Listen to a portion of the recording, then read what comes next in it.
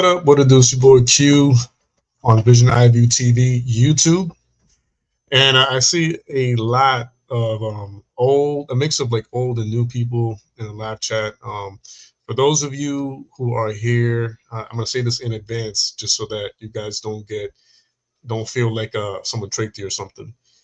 No, Alex will not be here tonight.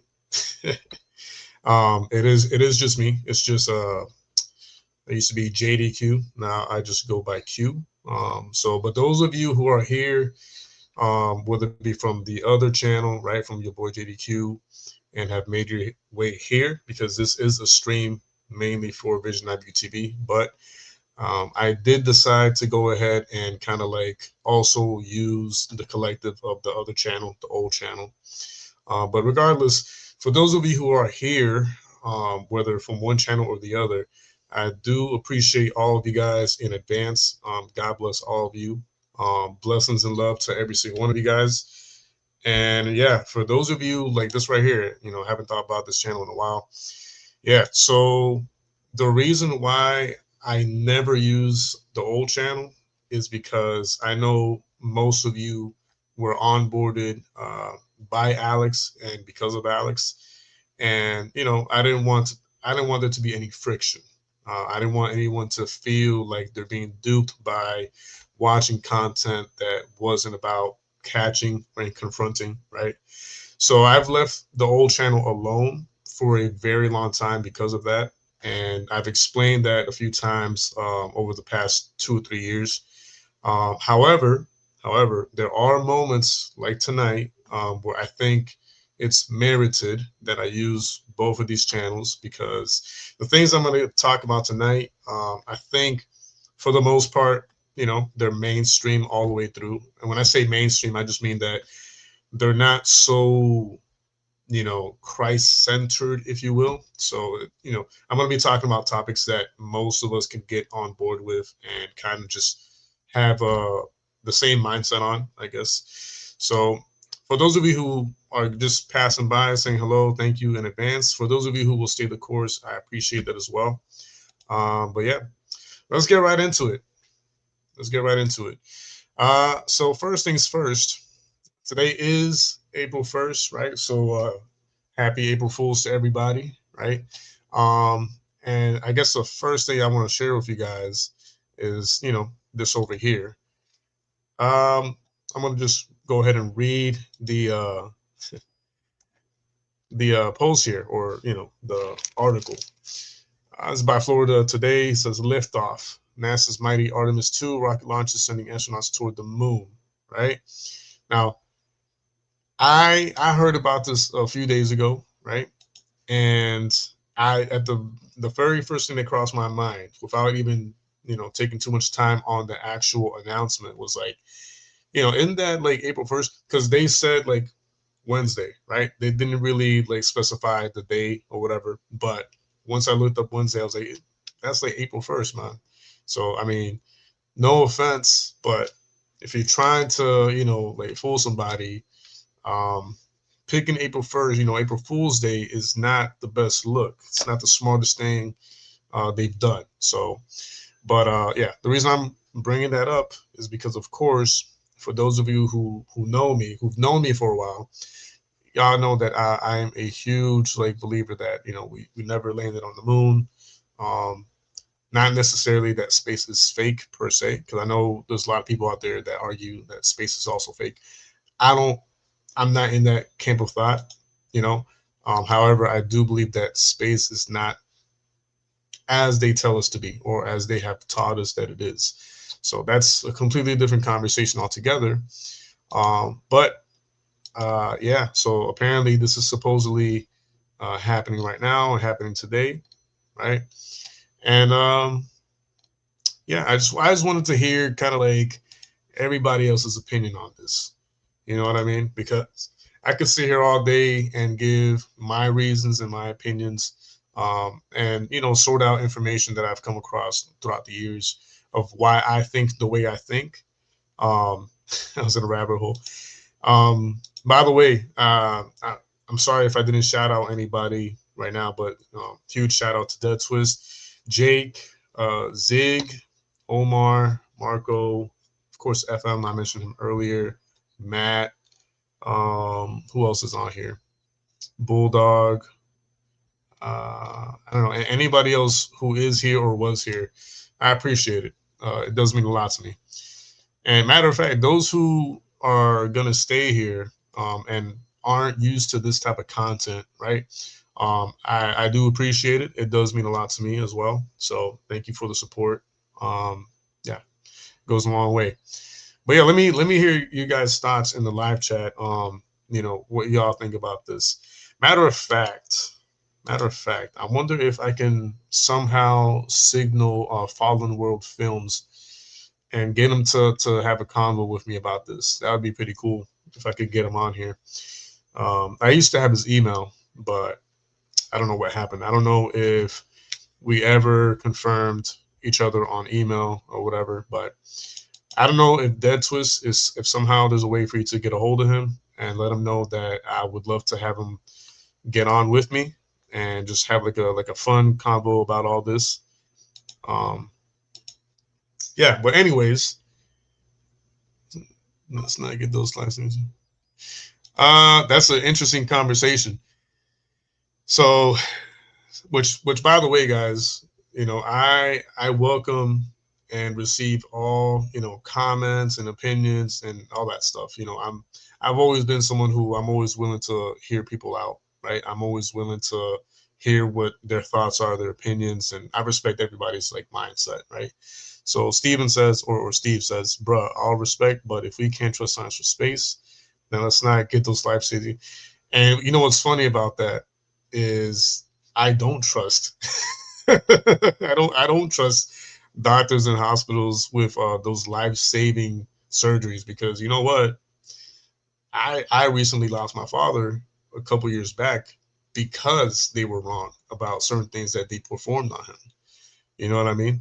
So it's like, and that's not just based off of one experience. There's been multiple experiences where, there's been malpractice, or there's been, doctors that have differing opinions. And one of them will say, oh, let's do it this way. The other one says, no, I think you should do it this way, that way. Right. And then I had to hear from another doctor that was, giving their secondary opinions on the procedure that they were going to perform on my father, right? And after the fact, well, between them cutting off my father's foot, right, like half of his foot to try to save the rest of the leg, between that moment and his death, I had to overhear, because they didn't even have the nerve to come into the room and talk to us about this. I had to overhear at the hallway the other doctor that was giving their secondary opinion. I had to hear them cry and pretty much like tell the other doctor, the one who performed the procedure on my father, like, we could have saved his foot, like we could have saved him had we done it the way I told you to. I like, no one else heard that but me. I was literally like just walking through like the hallway, and I don't think they knew that I was part of like, his family. And yeah, like I had to overhear that. And when I heard that, when she was telling the other guy, like, hey, damn, like, we lost him because you didn't listen to my advice, and we could have saved his foot and we could have saved him, but you went and did it another way, and here we are now, right? But anyways, I digress. I'm not saying to never trust, right, doctors and nurses. I'm not saying that. But if I had to place my life in like in one of those like life-saving, life-altering surgeries, me personally, I would not. I would just be like, you know what? I'm just gonna like die whenever I die, because more than half the time someone does some type of like life-saving surgery, they actually die sooner than what they were supposed to. You know what I mean? Um, but yeah, I appreciate that. I appreciate that. Thank you. Um, yeah, the medical field just spent 7.8 years trying to poison people with a certain, for money. Yep. Doctors, what is good? I don't know, man. I don't know. I hear you, but history tells a different story. You know what I mean? As far as like worldwide, um, like what's the word I'm looking for? Health providers have kind of like shown us a different side to that, or a different face when it comes to the well-being of the people, right? Um, yeah, me too, me too, me too, and that's why I'm saying, like I'm not saying don't trust any doctor or any like nurse. No, there's good doctors out there. There's great nurses out there who actually care about the people and who do everything that they actually can for the patients, and they try to figure things out as best as possible. But sadly, more than half the time, when it comes to like those life saving or life changing procedures, it goes haywire. Um, yeah, yeah, I appreciate that. It is messed up. Um, Pill pushing falls. Exactly. Yeah, yeah, yeah. Look at the items against for the record. Exactly. Especially the pill. Yep. It's a lot. That conversation, that topic, that specific topic per se, is a completely different conversation altogether, and that goes way, way deep. I would say it would go even further back to the uh, the the germ theory, or not the germ theory. Man, the the vaccine theory, like when the first vaccines like first came out, how they developed them, the whole horse situation. I'm gonna go because I'm not with it. I only go when they like if I'm getting a new job or whatever, right? And I'm sent to go get like lab work done, or something along those lines. That's like the only times I ever go to a doctor. Or when something crazy happens, right? Something like completely unusual, right? Happens, like what happened last year, where for the first time in my entire life, I had like a panic attack, and my heart was racing to like a million. And for the first time I had to go in because I could not stop crying. I could not stop, like I had a hard time like breathing. I felt like my soul was being like just like leaving out of me. And that happened like last year, I think, at some point. But besides stuff like that, which that rarely ever happens, that was like the only time. Well, actually, it happened like twice last year, but that was like the only time I saw myself going to the doctor or to a hospital, because of something rare that I was going through.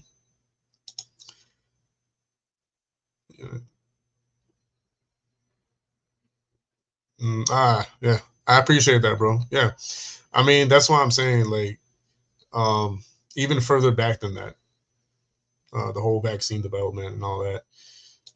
But yeah, yeah, um, yeah, exactly, exactly. look, look, look. I'm wearing this for a reason. You know what I'm saying? Like I I had to like reach deep into like my drawer and find this. But yeah, yeah, yeah. I want to hear you guys' thoughts. Like, yeah, so tips. Hey, I appreciate that. I appreciate those words. Truly, genuinely, I appreciate that. That feedback. And hey, whenever you want, you can make that jump to Vision IVU TV, where we talk about a lot of this type of stuff. And I mean, back when it was like the full team, and I had Geeko and producer Jay having these conversations with me, it was a lot more fun and a lot more dynamic. Right now, for the moment being, it's just me, and that's okay. Like for now, because I'm just getting back into making content and getting on here. I'm like dipping my toes and dipping my ankle back into the waters of live stream. But he's crazy good though. He's a good type of crazy. Exactly, a good way. You know what's crazy is he has the ability, and this is probably why he's gotten so far in life as far as like career and work goes. But he has such a great ability to retain so much information in such a short amount of time and be able to like express it. So like if he just got done watching a, a documentary or like a video, but he watched it like last week or like 5 days ago, right? But he'll still like say be able to say the information almost like to the T, like how he watched it. And I mean, I'm not that good. Like I have to like see it right now and have it fresh in my mind to be able to like talk about it. But him and producer Jay, they're really amazing minds. They're really great, people who hold the conversation well. And I, for the most part, I can hold a conversation well, um, if and when um, I'm the one who like pretty much like set up or scheduled the actual topics, whatever. But if you kind of like bombard me with like topics that I'm not aware of and just like um what's the word I'm looking for? Like man, there's a word for that. But anyways, if you just like sneak attack me with like, a certain topic that I wasn't aware of, I'll listen and I'll make questions regarding the topic, right? But I won't have any information to be able to ping pong back and forth with. But they're really good at that. They're really good at that. Um,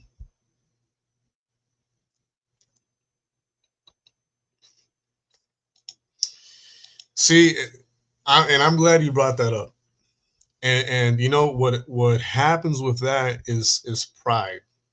It's pride, and again, we've talked about this in the past before, right? And what happens is, so from the moment you're born all the way until like college, and even sometimes past college, you are given the same or similar information over and over and over again. And the same thing happens in different cities, different states, different regions of the world, right? They're all collectively receiving similar, if not the same exact information, right?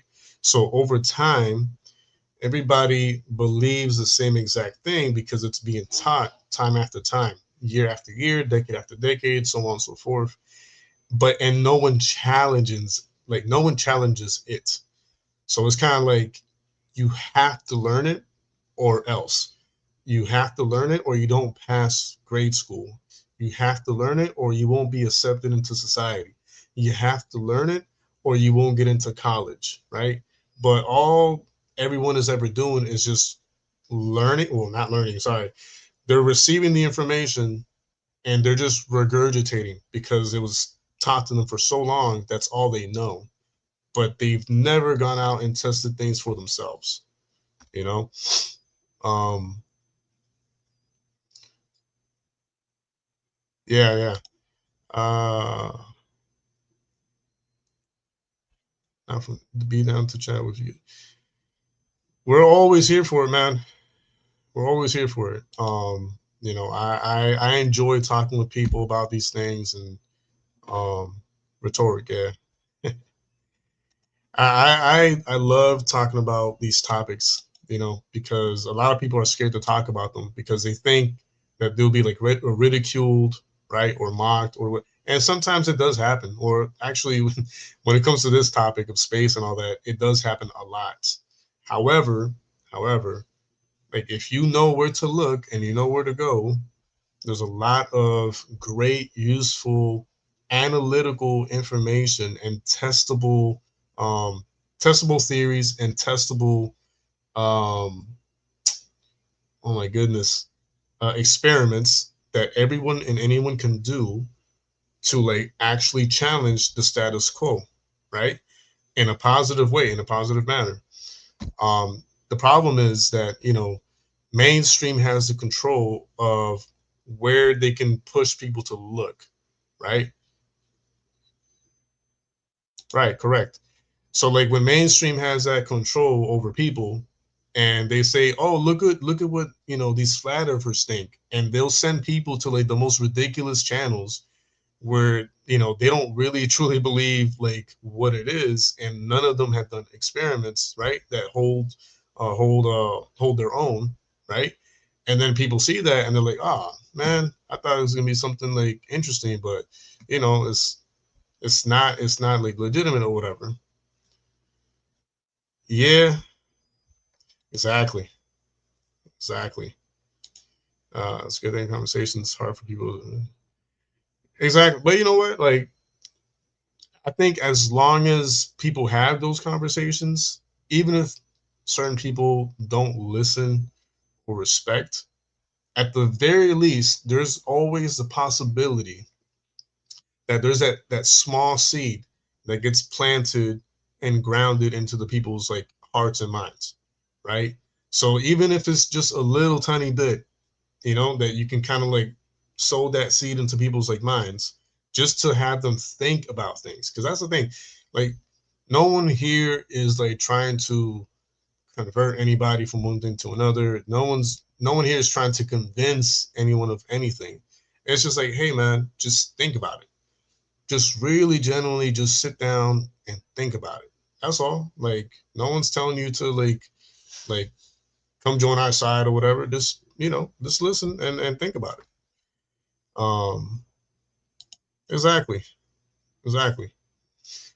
But yeah, let's well, we're gonna go through some of the other topics in a second here. Um, but I don't know if that's was I don't know if you were able to get a hold of Tim. It's Tim, right, from Fallen World Films? Tim. I'm assuming it's Tim. It's been a long time, so I forget. Um, Astro says exactly. I've seen an Indian engineering student show mathematically how the measurements for globe Earth would scale and be accurate on flat Earth when we perceive as measurement that right. And there's people who have done tests and experiments out on the water, out on the ocean, out on the beaches, gotten like there's extremely high powerful like zoom cameras and telescopes and all that, and that there's a lot that goes into it, man. There's a lot that goes, but there's been awesome results from those experiments, but you'll never hear about those because again, the mainstream has the power of the narrative, and they'll point you towards nonsense. Like, oh, this is what flat earthers believe. These are the things that they consider to be true. When in reality, the actual people who believe in the actual like theory, right, are out there performing like actual experiments, and not just regular people too. That you've got actual legitimate like PhD type like scientists out there performing these experiments and like proving proving the opposite of the status quo. You know what I mean? So it's not just like normies and like average Joes out there just doing experiments on, um, by their own way. It's yeah, and the 1000 one too, Nixon P 1000. Exactly. Yeah, that is still up. And but what's sad is that, so people will see that. People of like the globe earth, they'll see that and oh, it's reflect what was the word? Not reflection. It's I forget the word. It's something that sounds like reflection.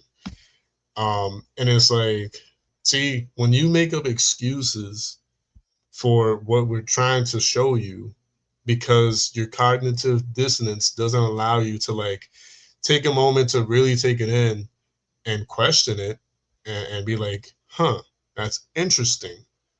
Because I've been told that, this is the information and this should happen if this experiment were to be performed, but it's shown me otherwise. But people will dismiss it right away because, again, they don't. It's fear and it's pride because they don't want to believe and accept that they they have been duped, they have been lied to for decades, right? And me, thank God, I'm not a prideful person. Like I'm someone who's always willing to learn, and wherever the truth leads me, that's where I'm going. No matter where that is. And I always challenge my faith from time to time. I challenge my beliefs. I challenge my thoughts. Yes, refraction. Yes, thank you. That's the word I was thinking of. Appreciate that. um, for the enemy to win, it doesn't have to be a big thing. Just mundane, and everyone is stuck in the rat race trying to survive. Yeah, when they have you distracted with so many problems and so many challenges in life, for the most part, unless you place yourself in a position where you can actually make time for these types of conversations and these types of like topics, um, you're never gonna be able to. It's always gonna be you're always gonna be bombarded with life events to where you don't find yourself genuinely making time for conversations this deep, right? And that's the sad truth. And that's something, again, I know I keep saying this and I sound like a broken record, but this is exactly the type of thing that Geeko and Producer Jay we used to talk about a few years back. Producer Jay, he's a family man. He's got two girls, right? He's got an extremely important job, right? He's got a family life, and he's like super busy. And even he admitted at one point that it took him a little while to get into the groove of some of those conversations, because he had to sacrifice time and force himself to sit down and watch and listen to a lot of the documentaries that Geeko and me were telling him to watch. And he was like, I'm grateful that you guys like showed me these things. And had I not sacrificed some of my sleep and some of my time to watch a lot of that information, I probably would have never made the jump, because life always is lifing. And so it's difficult for me to like prioritize certain things.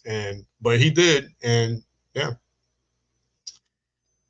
and he's been grateful for it ever since. If it wasn't for from saying, I'd almost have to give credit for how I played with it. Hey, that's awesome. That is awesome. And hopefully at some point moving forward, we could get you on here. And but not now, only because, and this is absolutely zero, like no offense and no disrespect to you at all, Astro for Truth, but I tend to be very careful with like who I bring up on here with me, just because, sadly, there tend to be like lots of like trolls out there, and a lot of like what's the word, um man, I don't know why today like the words just like it's hard to like grasp and hold on to words. um but yeah, there's a lot of ingenuous people, or like non-genuine people, right? Not ingenuous, non-genuine people. And but hey, you can follow me on Instagram or something, and we could have a few conversations, and hopefully at some point, when I feel comfortable and I feel like I can like trust you, and like I feel like we really are like-minded people, then I will have no problem bringing you on eventually. Yeah, exactly. Which, you know what? Here, I'll give one of my emails on here, just because I have a bunch of emails. I'm sure like a lot of y'all do for similar reasons, but I'll give you one of my emails right now, because it'll be nice. It'd be nice to talk to new people and all that. Um, my journey is 25 years now, expecting the world to end. Last road led to Christ, just as a loser. You know what you got to say? Exactly. Um, I've told my awakening story a bunch of times, I think. Yeah, yeah, I know, man, I know. Like listen, I'm glad you brought that up. I'm glad you brought that up, because was I just not talking about this like yesterday or the day before yesterday? It was like, yo, I trust people. I give people my full on trust until they give me reason not to. So like I hope I know the email was like meant for Astro for truth, right? But God forbid, or I hope no troll gets a hold of it and starts like trolling me because I put it out there. But that's my fault. I'm doing that to myself at this point. But we'll weed out any like troll like emails or messages or whatever. Um, but yeah, I'm very trusting, and just don't give me a reason not to trust you anymore, right? And even when I lose trust in people, I still give people the benefit of the doubt and give them a few chances, right? Before I fully discard them. Um, oh yeah, yeah. Uh, yeah, I know that. But Dead Twist is one of those testimonies that, and I said this the other day, that keeps me going. Like when I'm actually making content on here and actually like do like the live streams or like the videos or whatever, remembering where Dead Twist was a few years back and how I met him and how he was and how transformed he has become since then and now has been like living proof that this channel is, it's not in vain. And this channel is a blessing for those who want to take it as a blessing. It will be a blessing. And I strongly, wholeheartedly believe in that, 1,000%. Um, I don't use most social media except here in Discord. Have you thought about? So, technically, I do or did have a Discord. The problem is, I'm gonna be completely honest with you. I have never sat down to understand how to use Discord in its entirety. So it's like I feel like an old man with like this really crazy technology on Discord, and I'm just like, all right, how do you do this and how do you do that and how does this work? It's really confusing to me. I really do have to sit down and watch a video on how to just use Discord so I can actually use it to my advantage, But yeah, I think I either had a Discord for this channel or have one. I'm not sure. I have to look into it. Um, okay, email, perfect. I appreciate that. I will look into that after the show. So I appreciate that. Screw chat. You were like, what? I included.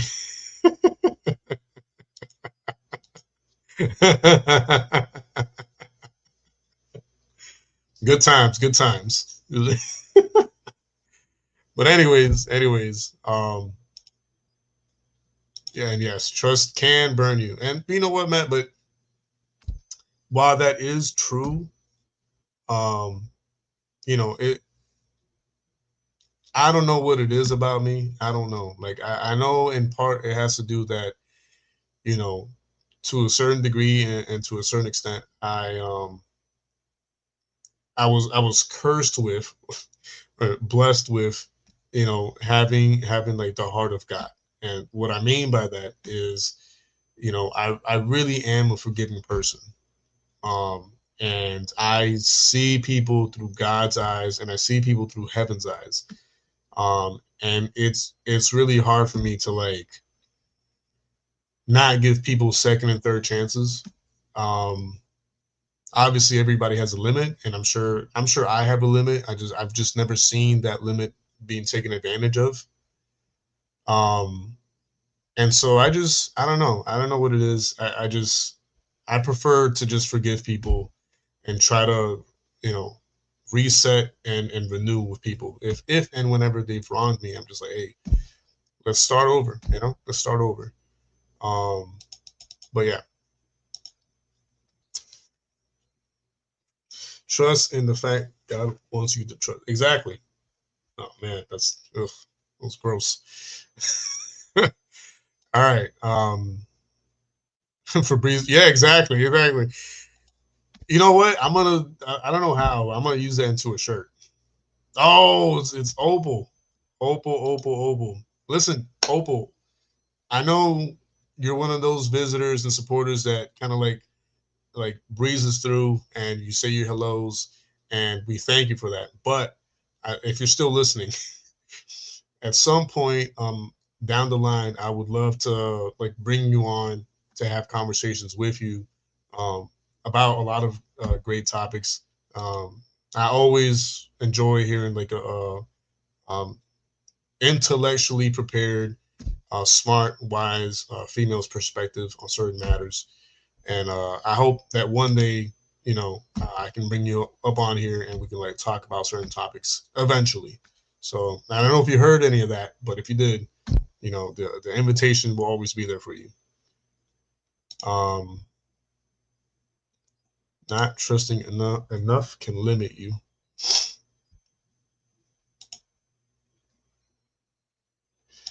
Interesting. Interesting. Astral says, that's funny.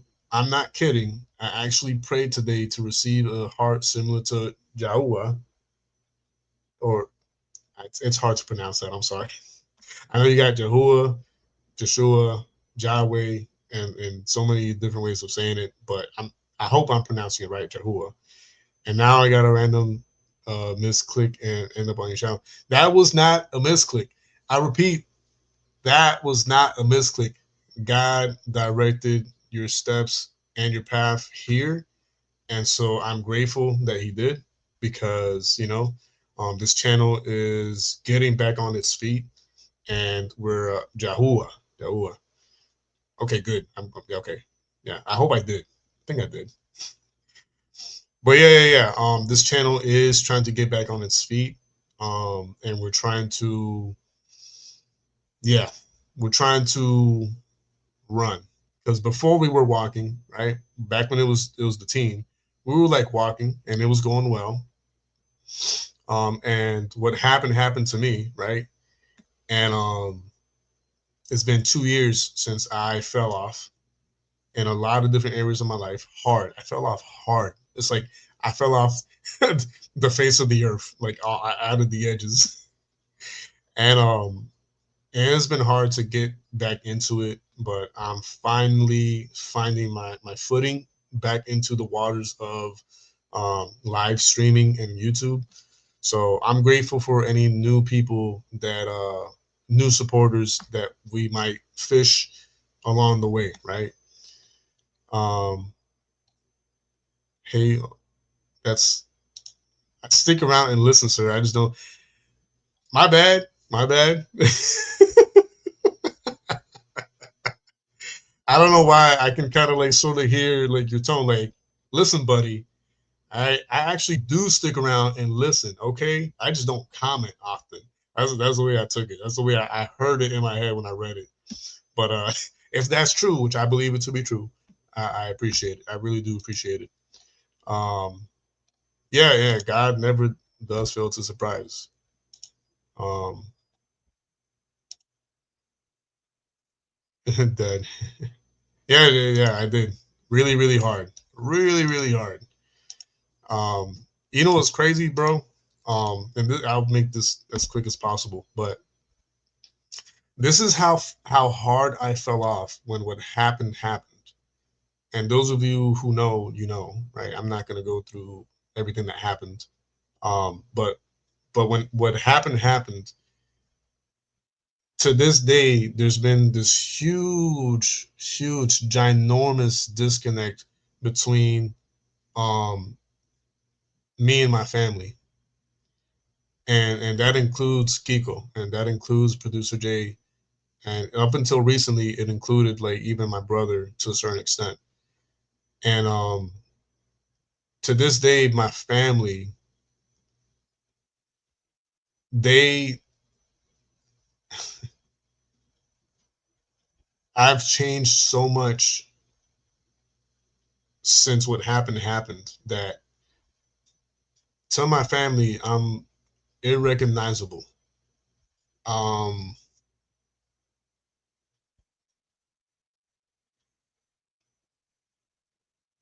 and they still to this day worry about me. And I the communication that I used to have with like Geeko, which was like on a daily or bi-daily basis, that's been gone for 2 years now. Same thing with producer Jay. A lot of my other cousins, uh, they worry about me because they're like, it's like you isolated yourself from everybody. You haven't really let anyone in. Um, you've kind of like been to yourself, and that's the way it's been for about more than 2 years now. I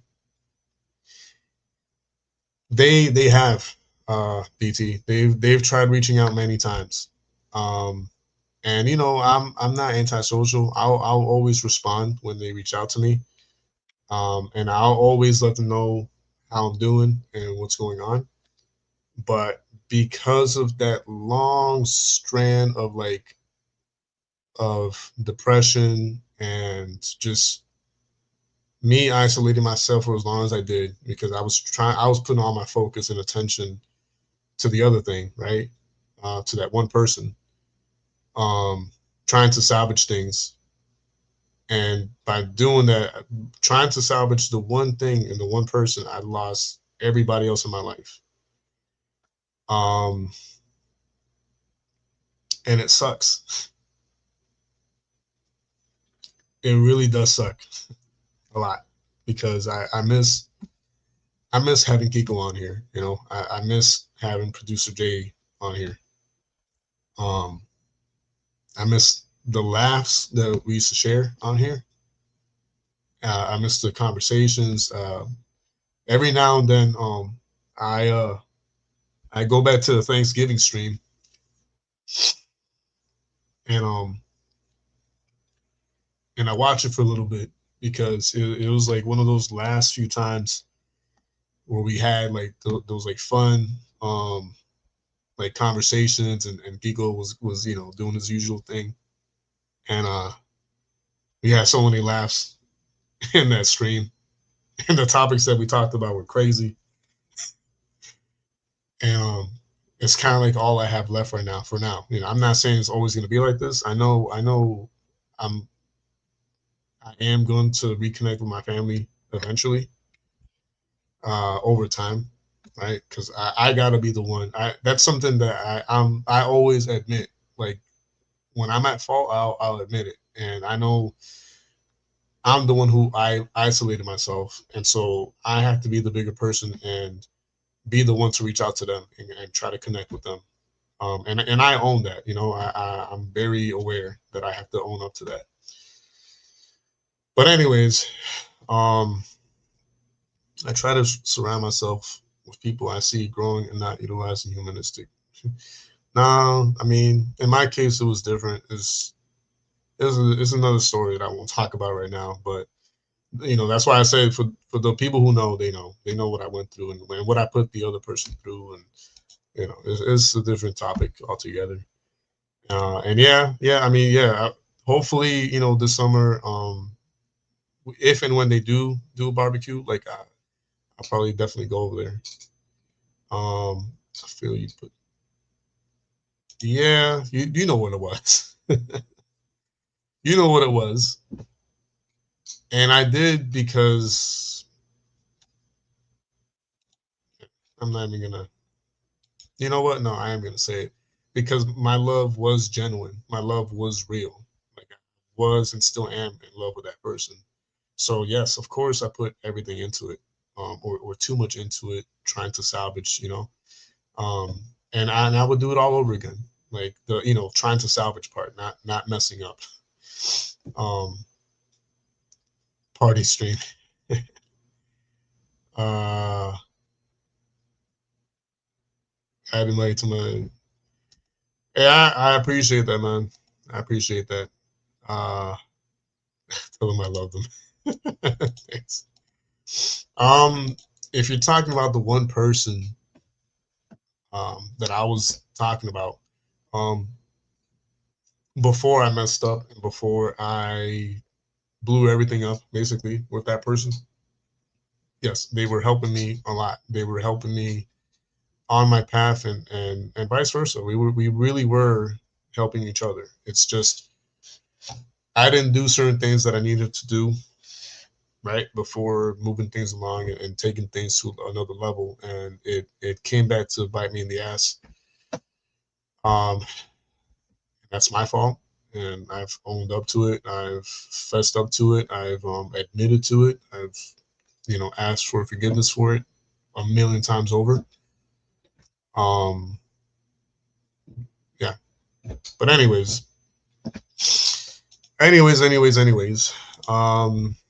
All right, let's see if we can't. Where was it? Live. I don't know if we're gonna be able to. Probably already. Oh, this is recording. Camping in a tent, but no, never mind. I think we missed the whole live situation with them, the NASA people. But Dead Twist actually sent something to me on Instagram that I went up and threw up on the tab here. So we'll get to that, and I'll do my very best. I'm not going to play the entire video just because it's way too long, but I will do my very best to kind of like jump through the video and give my thoughts and commentary. I haven't noticed many friends who actually were there to help. They seem to want to hinder, but because they're in a greater position in life than me, they expect me to just. Yeah, I've been there before too, bro. I've been there before too. I know how that feels, and I always go with my gut, and I always go with wherever the spirit leads me to, right? Like for example, months ago, I sold off my car, right? That car was I had gotten done paying for, I think like maybe 2 or 3 years before I sold it a few months ago. So it was already paid off. It was under my name finally, and um, you know when I sold my car, a lot of people were like upset about it, and they were like, "Oh, how could you do that? It was already paid off. Like it was already like yours. It doesn't make any sense. You're crazy." But you know, only I understood and knew why I did it, and it made sense to me, and that's all that mattered to me in that moment. Is like, I'm not trying to do something that makes sense to everybody. I'm trying to do what makes sense to me, and it's part of my bigger plan and my bigger, you know, um, goals that I have in my life, right? Uh,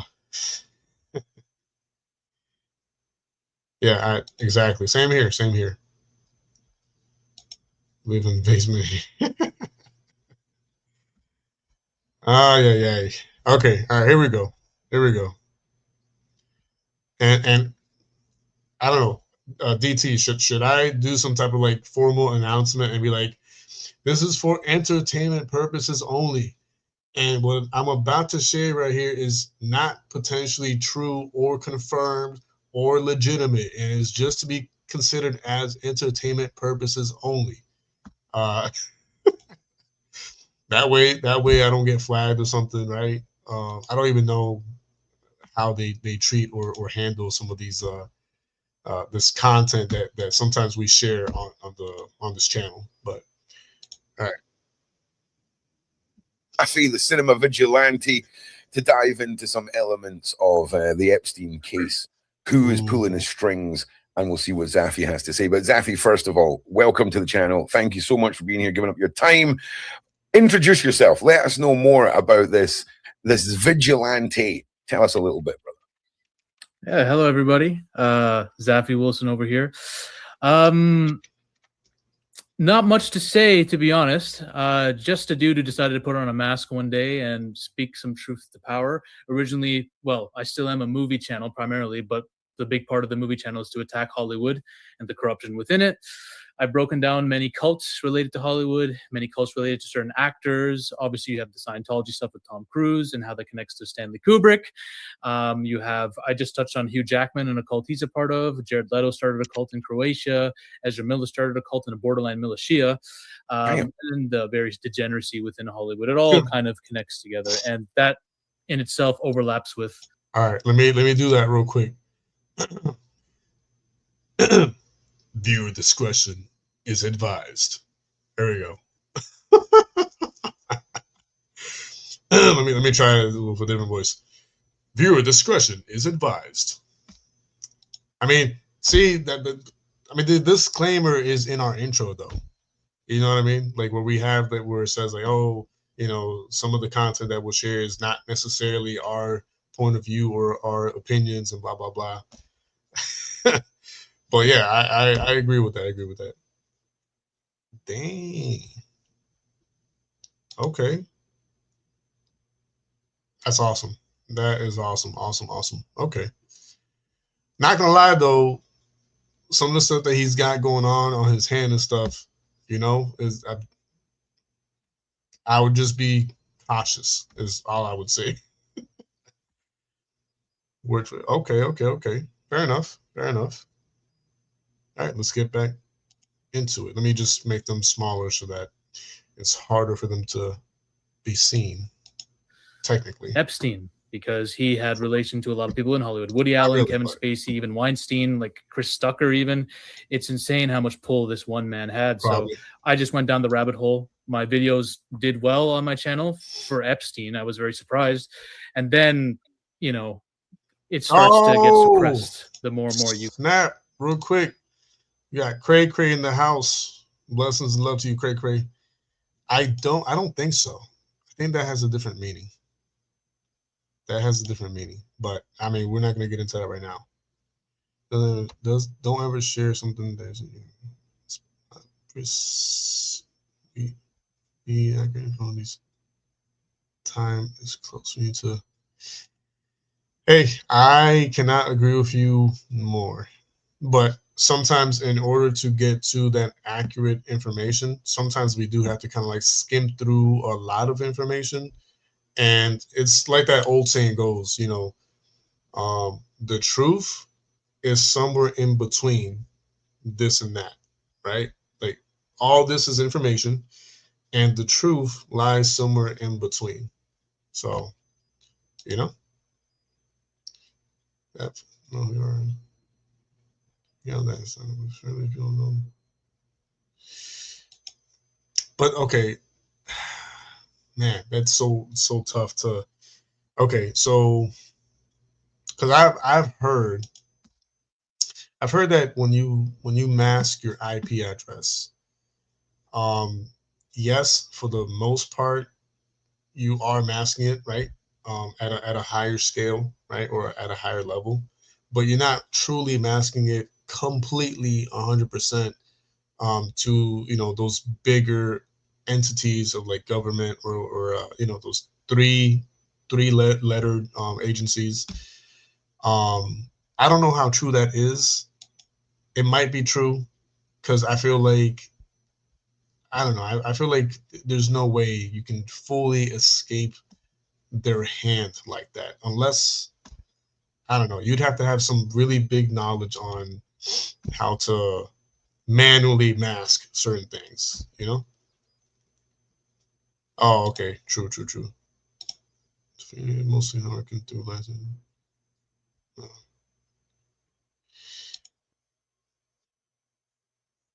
Yeah. That's the situation that was big. I'm sorry to hear that, man. I'm sorry to hear that. I hate hearing when people go through that type of like situation for whatever reason. You know, sometimes life just really kicks you down, like when you're already down and you have no help, no support. You know, people have turned their backs on you. and it sucks. Like it really does suck. I've personally, thank God, never been through that, and I hope and pray that never happens. But I have seen it happen to like, other people that I know personally, and you know it's heartbreaking. So I'm sorry to hear that. But yeah, so yeah, true that.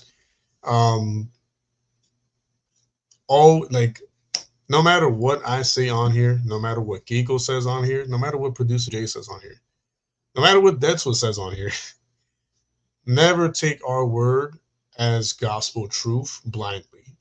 Always, always, always, and I'll appreciate it. Like if and when I say something incorrect, or I say something that it has not been verified or confirmed or whatever, please, please, please, please be the ones to be like, hey, Q, actually, I'm sorry to say this, but you're wrong about this because there's actual documentation and information that says otherwise. I'll go bring it to you, and so you can just put it up on the screen, and we'll keep it going and moving respectfully, right? And I'll be like, okay, cool. Thanks for correcting me on that. Thanks for, pointing me towards the truth, right? And we'll keep it going that way.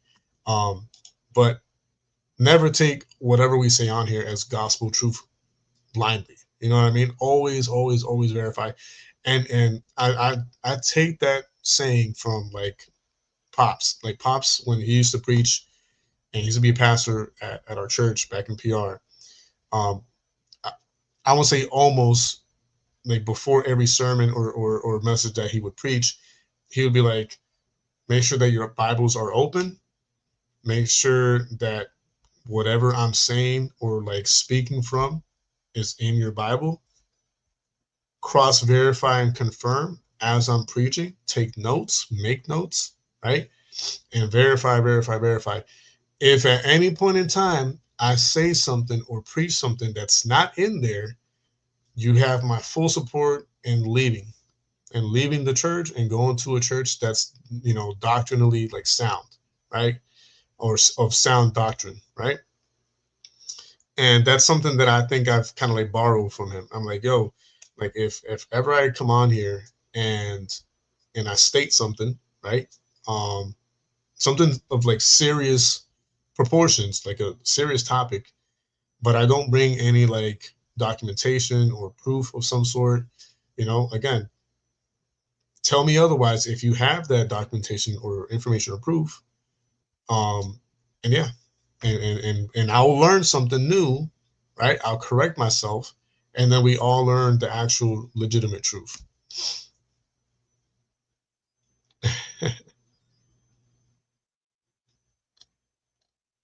Phone games with Honey Pity.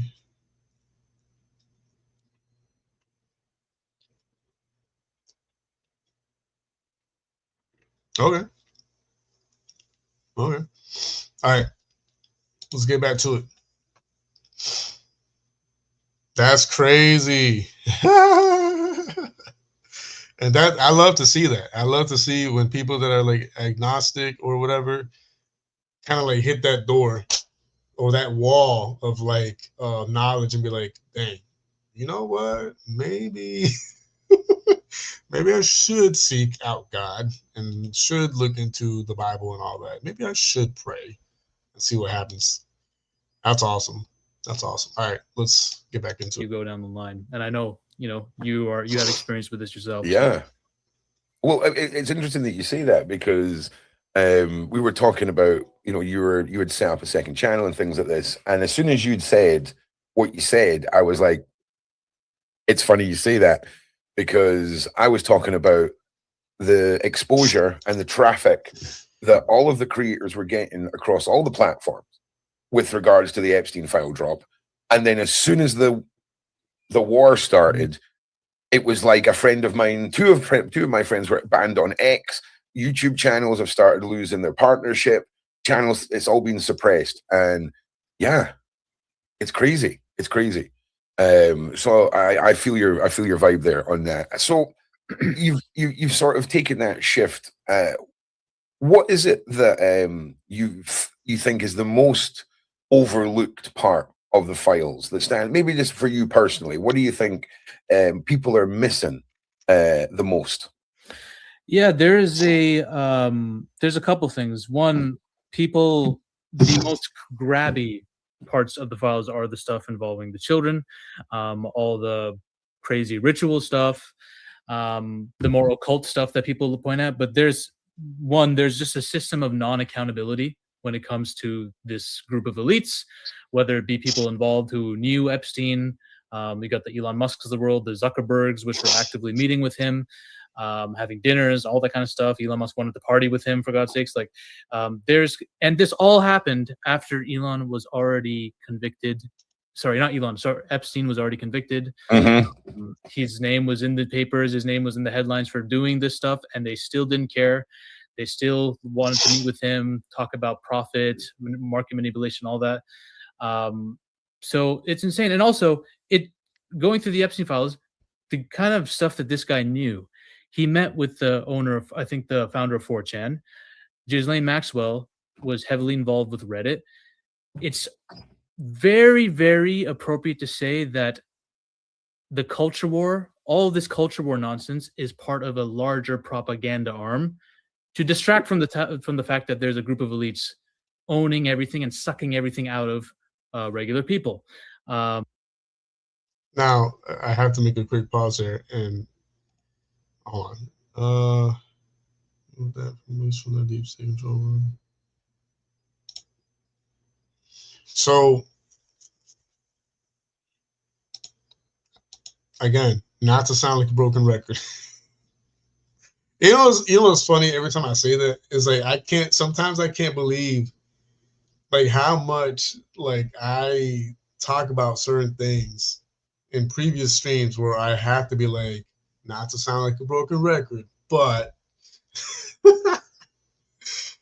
oh man. So we have stated in this channel, and I'm gonna try. I don't know how I'm gonna do it, yo. I don't know how I'm gonna do it because I know a call has done it in the past, like once or twice, and like maybe like less than a handful of other channels have done this too. But I want to find the book, right? That has to do with these people, right? Starts with an M, or starts with an F, ends with an M, right? And I want to get that book, and I want to be able to like somehow read it on here, or read certain portions of it on here, because they tell you way back when they initiated their little group, right? And they flat out said in their book, pretty much, I don't want to say, it's not word for word, but it's like really, really similar to Hydra. You know how Hydra says like when you cut one head off, two more grow in its place, right?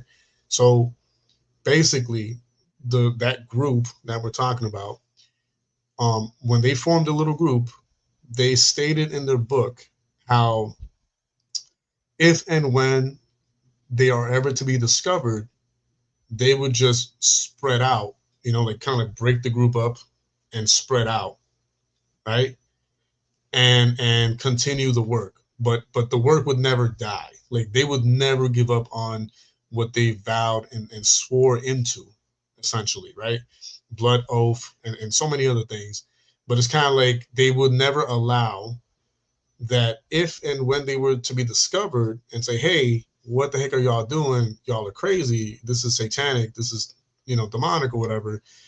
They would not allow that to stop them continuing to spread out and forming more and more of the little groups, right? And so, I mean, what's happening now is a result of that pact that they made back then. But anyways, I appreciate keep the conversation going in the live chat. That actually helps the stream. So all this information y'all put in the live chat is beautiful. I love it. It's powerful stuff. Exactly. Yeah. And that's how it is in every town and city, you know. But yeah, let's get back to it. So I believe the culture wars has always been propaganda, and the Epstein stuff kind of proves it because this guy was involved with that too.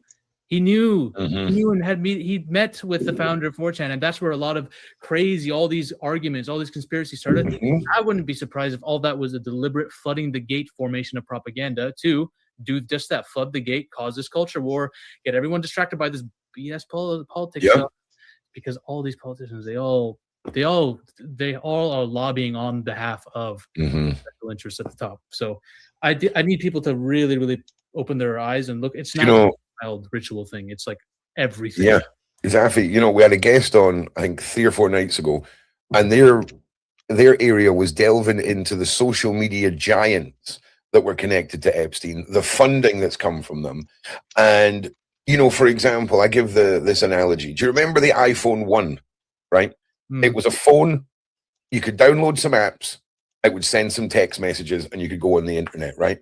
Then the next one, it had a GPS and a camera, and the next one had this, and the next one, and they condition us. By the time you get to the iPhone 17, you've got a tracker, a high definition microphone, a camera.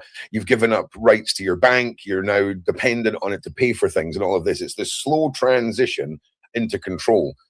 And the social media giants, right? When you're talking about 4chan and about how there was interest in social engineering from the root parts of the internet that drive the anonymouses and that drive the Redditors and things like this, it completely falls in line with that, Zafy.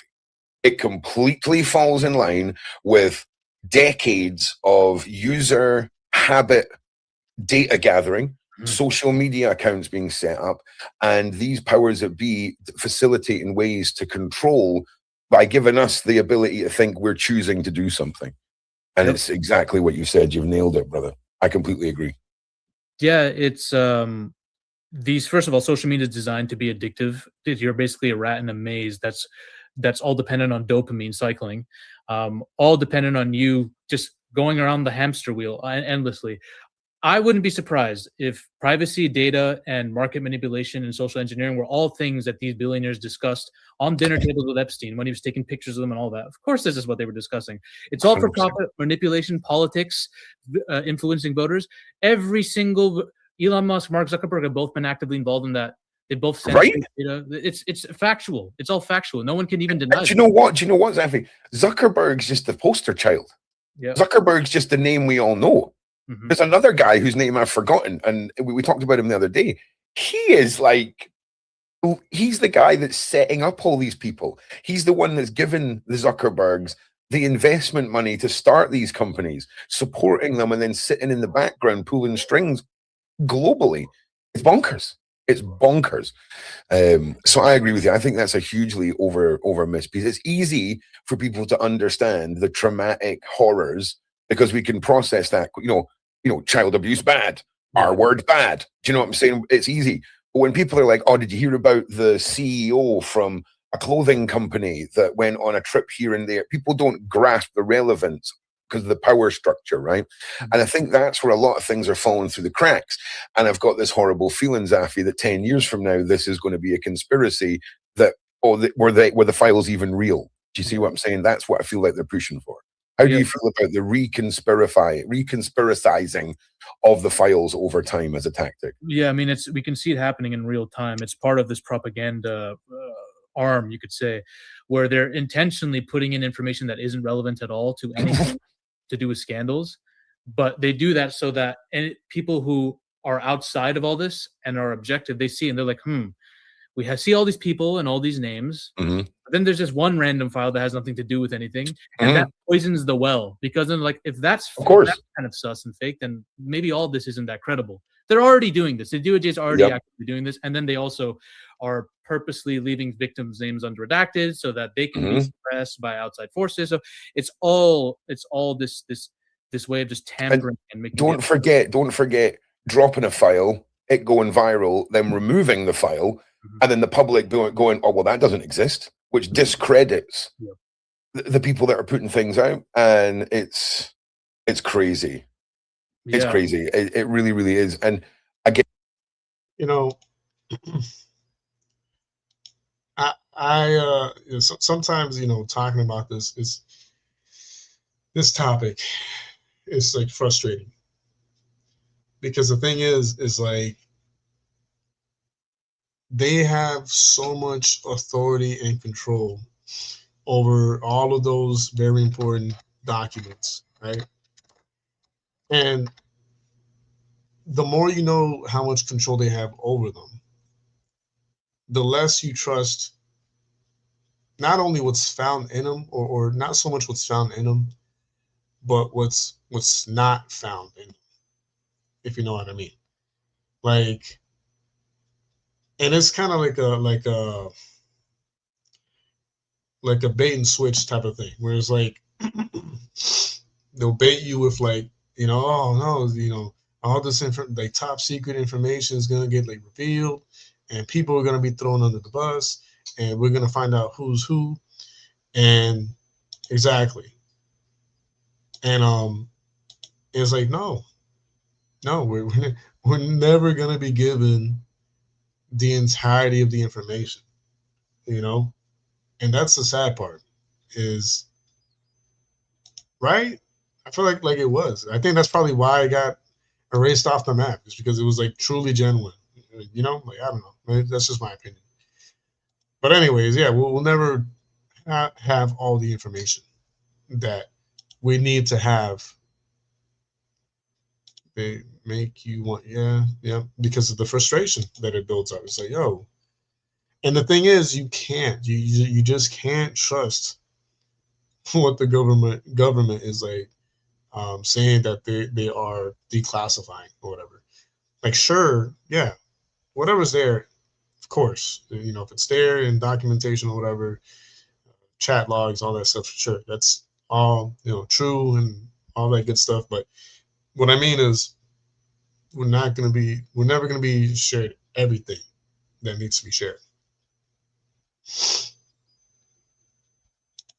Yeah. We're going to have no leaking context.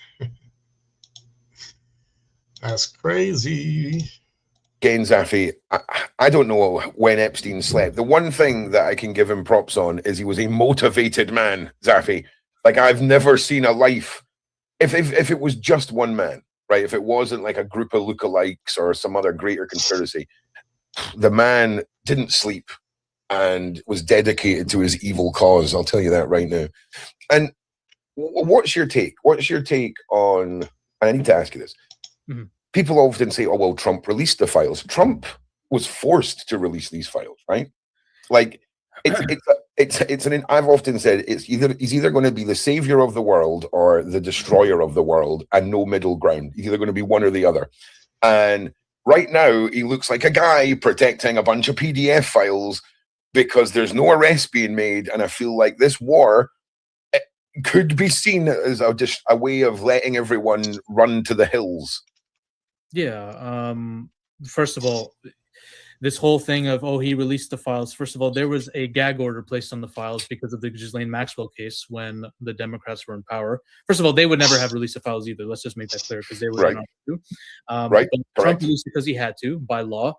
He didn't want to. There are politicians that are Republicans who have come out and said he was pushing for it not to be released, not to be released. And then when they did, they redacted the heck out of it. Yep.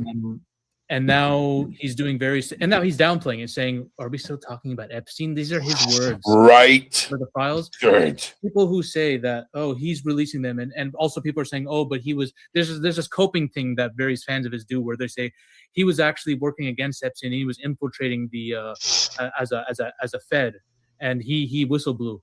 These people don't know what the word whistle blew meant. Like, They don't know what that word means. Yeah. Epstein was already under investigation, and there was links between Epstein and Mar-a-Lago. Trump saw that and decided to save his own butt and call the FBI saying, hey, I'm really glad you guys did this.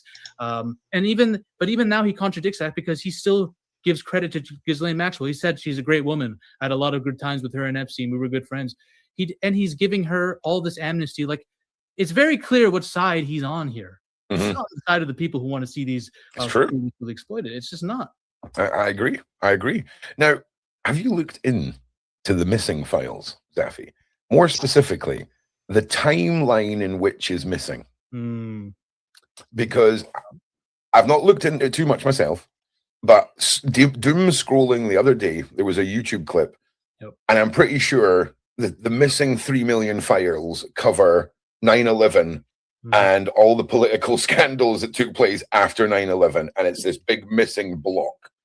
And when we look at mass cover-ups and how we're fed lies, and how it seems to be very quick when a government wants to give us an official statement, but when we apply for official answers, it takes months and months and months.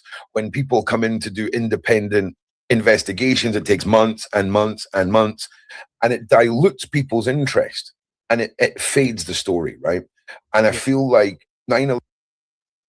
Not to cut in that moment, but it kind of reminds me of the whole like Balenciaga thing, where like when, you know, certain images and imagery came out, people were in an uproar, right away, and there was like music videos of, you know, people protesting Balenciaga, and people like burning up their Balenciaga shoes or merchandise or whatever. And they were up in an uproar for like a little while, like days, maybe weeks. I'll even exaggerate and say maybe even like a month, maybe a little bit past a month. But then, you know, there was an uproar and there was this and that, and then it slowly started dying down again to where now it's like people completely forgot about that issue and have gone back to supporting Balenciaga. And so it's similar in that sense.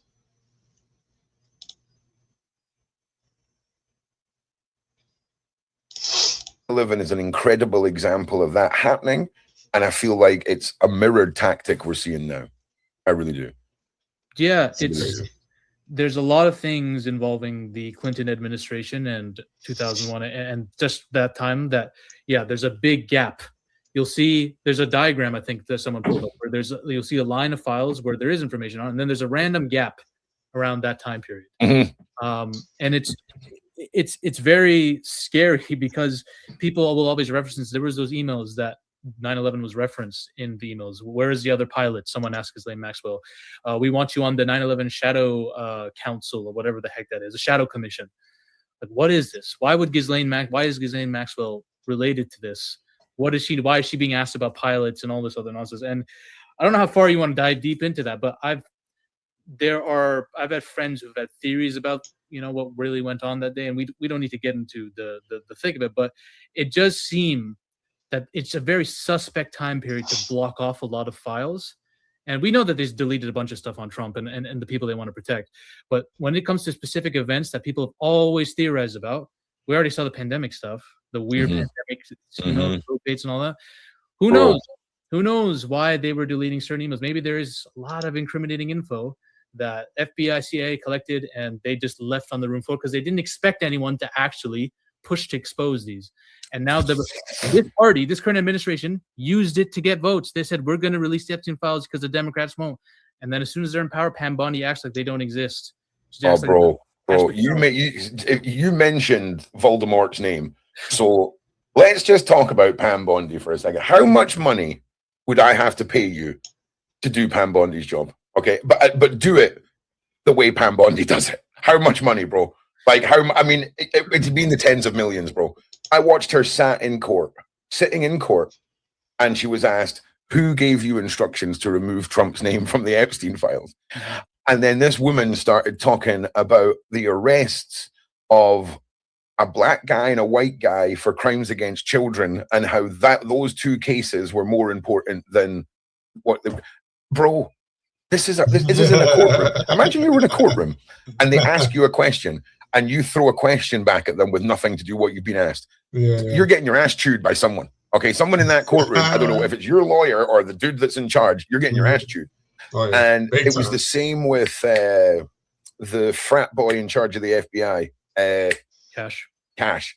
It was the same with Cash. That guy cannot hide when his butthole starts doing this. That's freaking funny. He's a literal. This nigga is funny. He said frat boy. I got my I love WhatsApp it. open on the computer. I One love it. second. That was good. Yeah, do you see what I mean? It's a crazy situation when you've got the head of the FBI going on the Joe Rogan podcast.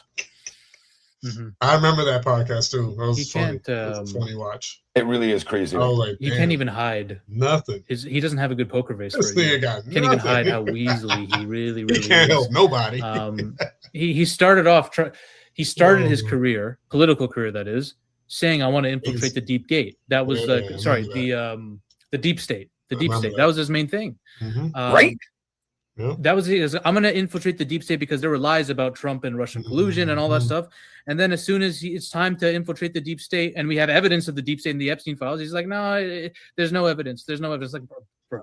Mhm. But dude, the leader of the FBI going on a freaking podcast. You know, I was gonna say something, but nah, it's gonna sound wrong.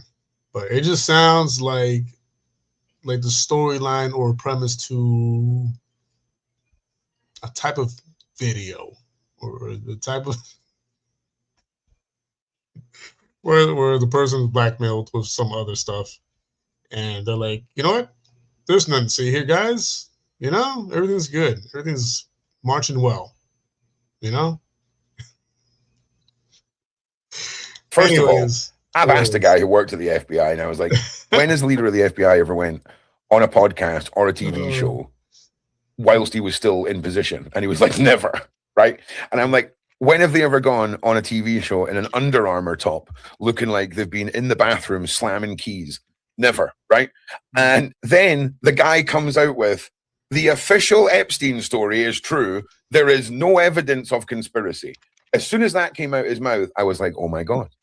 Yeah. This is the first time that the infiltration of new media is so obvious because they've sent in a key slamming Under Armour wearing FBI guy, and they are now going on the new media platforms to change the new media narrative, which was obviously Epstein. Epstein didn't Epstein himself. Do you know what I'm saying? There's a cover up, all of this stuff. And this was the same day that Elon Musk posted about Trump hiding the files because he's in the files, right? And it's happening as Cash is yapping. And I'm like, my brain was like, I'm too dumb to figure this all out whilst it's happening. Do you know what I mean? But that moment of Cash going on to podcasts, this clear, weaponization of narrative, okay? They aren't the people for this job, Zafy. Mhm. We're used to different ways. But that's the thing, though. We're never. This makes me want to cry, bro. We're never gonna have anyone. We're never gonna have the type of people that we need in those positions, because those positions are not elected; they're selected, right?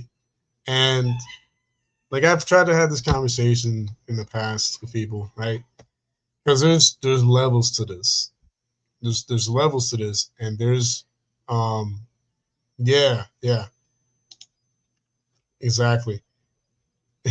That's what exactly, two sides of the same coin. But okay, I'll give you a quick example, and I'll press play on this real quick. But so I'll give you all an example, okay? So back in PR, right? So we used to live the last few years in PR in a town called Aibonito, right? And I want to say for like maybe, I don't know, maybe like 2 terms or something like that. So like 8 years ish. Twins of the same dragon. For about 8 years, maybe a little more. My dad worked in the mayor's office of that town. Okay, so my dad was basically the mayor's like assistant or like his personal assistant, or like if the mayor wasn't there to attend to the people, my father was the one in charge, like of like taking people's requests and making sure that those requests get to him, right? And like here and there, because I mean I was a teenager at that time. I didn't really care too much about any of that, but there were moments.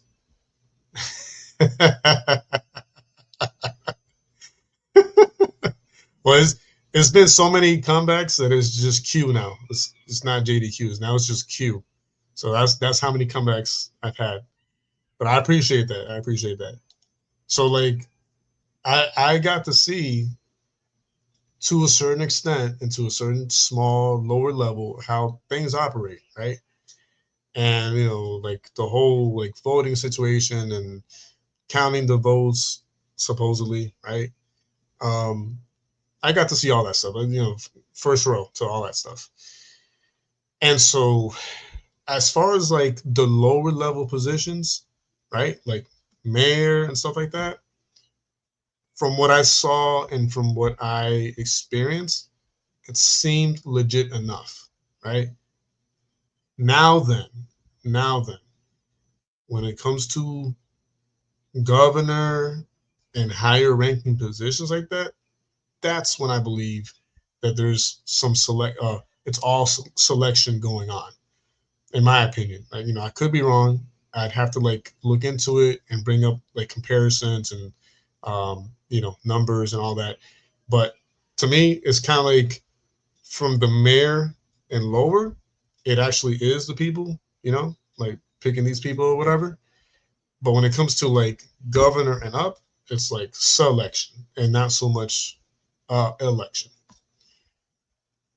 Yeah. You love throwing that curveball at the end every time, don't you? It's just like to really mess with people at the end. It's like you'll come in strong and say some awesome things, and at the very end, also, in case you didn't know, space is fake. So exactly, yeah. That's always been my opinion. You know, anything lower than that, I you know, I'm okay with potentially believing anything lower than those positions are probably maybe there's a good, you know, maybe the people might elect lower positions, right? But governor and up, definitely selected, definitely. Anyways, just want to give my 2 cents on that. When the American government has taken to covering things up, and these two aren't the ones. They do great when they've got to stand there and smile, but when it comes to the real balls to the wall stuff, they both crumbled, and we've seen that in the courtroom. So, what is your reaction to Pam Bondi and Kash Patel? That was really that was the long way round of asking you that, Zafy. I apologize. No, the entire administration is incompetent. Pam Bondi first mentioning the NASDAQ and the Dow when she's asked about the Epstein files. But see, it's not that they're incompetent. It's that they're instructed to deal with these things a certain way. Like they're instructed to like not give the right answers, steer the questions away to something else, or you know, give information that is half true or mostly true but has some lies in it. I don't think that is incompetency. I think it's just, I think, in my opinion, again, I could be wrong, but I think it's just that they're instructed to do things a certain way. In front of a tribunal, like Kash Patel is on podcast with his girlfriend, trying to convince the world his girlfriend isn't a controller or a handler or influencer. I'm sorry, what? He's on podcast with his girlfriend. Yep. Oh yeah. Okay. Well, that's my falling asleep podcast choice for this evening. Selected, Zafy. Nice one. Carry on what you were saying. Sorry. So he's on pod. Yeah. Carry on. These aren't serious people. They're as serious as Trump is at this point, because they're all, first of all, we know that half the people in that, 99% of the people in the administration are all AIPAC shills. So they will do and say whatever is the official narrative. They can't expose the files because of what it exposes about that other country, and we can get to that later in the podcast. Yeah, what's Israeli going on, Zafy? Who's Israeli in charge? Do you know what I'm saying? And it's very interesting how the media tries to paint it as if it's anything else than what it is. Well, you know, there's people, I've seen some Republican officials when there's like a terrorist attack, you know, and it's like, let's say it's like a Muslim terrorist attack. They'll say something like, when they tell you who they are, believe them, right? And I just like to really, really use that same quote back to this administration. If they're telling you who they are, if they're showing you who they are, believe them. They're covering up for a class of child predators and elites that are corrupt as all heck. They are, and the Pam Bondi and Kash Patel aren't even pretending like they're good at their jobs. They're showing you how bad they are at their job. They're showing you how paid and bought off they are. These are not real lawful figures. Pam Bondi has law expertise, I'm pretty sure. Isn't she like a lawyer or something? And she's acting and answering like this. Kash Patel, you're supposed to be an official, an administrative official, you're the leader of the FBI, and you can't even. You're Patel, aren't you a frat boy? Come on, man. Like, what happened to all the pledging? Jeez. God, facial expressions. They forget. They forget where they came from. Tell me everything I need to know when you're in court. God, it's like you guys are not the people for the job, but you're the people for Trump's job, which is one, cover for him, and then when you're incompetent as all heck, and he is, he'll throw you under the bus. It's perfect. It's perfect. So, bro, don't worry though, because we can hack his emails and find out he's just a normal guy. Okay, he's just a normal guy that likes cigars, bit quirky. He's just a quirky guy, Zaffy. Don't worry, nothing suspicious about that at all, bro. Nothing at all. Do you know what I'm saying? I would have preferred it if it was like cash69420 at gmail.com. I think they should have went a little more creative with the email address. But you know, what was your feeling when you heard about that? Because obviously you hear leader of the FBI email hack, that's juicy, right? But then you read the story and you're like, oh wow. I made a little reaction video to it. It was more just funny than anything else. Yeah, it wasn't any crazy thing. It's just he just seems like an idiot. He just seems like an incomprehensibly dumb, incompetent shitio. That's what he is to me, in my opinion. I don't really see him as a common. I think he truly, what it is he's just a dumb man who's clearly controlled and owned by a specific group of people, and that's it. I don't think Kash Patel. It's like that guy from New York. What's his name, y'all? Help me out here. The guy kind of technically in charge of New York right now. What's his name? What is his name? Oh my God. I know y'all gonna know this because y'all probably like more in tune with like the news side of things. But that guy, every time I see him talk in like a hearing or whatever, interview, whatever, bro, I'm like, how did this guy get to be put in charge? It's crazy. I'm like I'm no expert and I'm no like professional, right? When it comes to like politics and like being able to like speak or whatever. But I'm kind of like, I don't know. I feel like really confident that if I were to debate that guy, I'd probably win for like the dumbest reasons. It's crazy, yo. Is anything more or less than that, and I don't think he deserves to be given praise for being anything more or being anything less than that. He just is that. He's a toy. Yeah. Oh, I mean, he's great to watch. I mean, a 10 out of 10 for Crash like Trainwreck TV. Do you know what I'm saying? Like, I always know if Kash Patel's tie is really tight round his neck, he's going to tell a happy story. If his tie's down here and he looks like he's been slamming keys, you hear the train wreck's coming, Zaffy. It's barreling down the rails.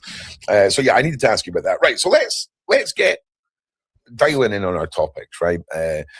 Epstein, secret boss. I'm sure everyone has got a theory of who's Israeli in charge here and what it means. Because I'll be honest, Zaffy, I don't know where you're going with this. I don't know what your theory is, but it's awfully coincidental that certain countries and certain people keep turning up in every single thing. Now, 20 years ago, we could have been like, oh, it's a bit conspiratorial, that. Now we're in the podcast era, bro. When a dude goes on a podcast and goes, oh, by the way, some of my investors from a certain country were saying a few things, and I was like, nah, bro. And then you get shot in the neck. Right? All I'm saying, Zaffy, I got some questions.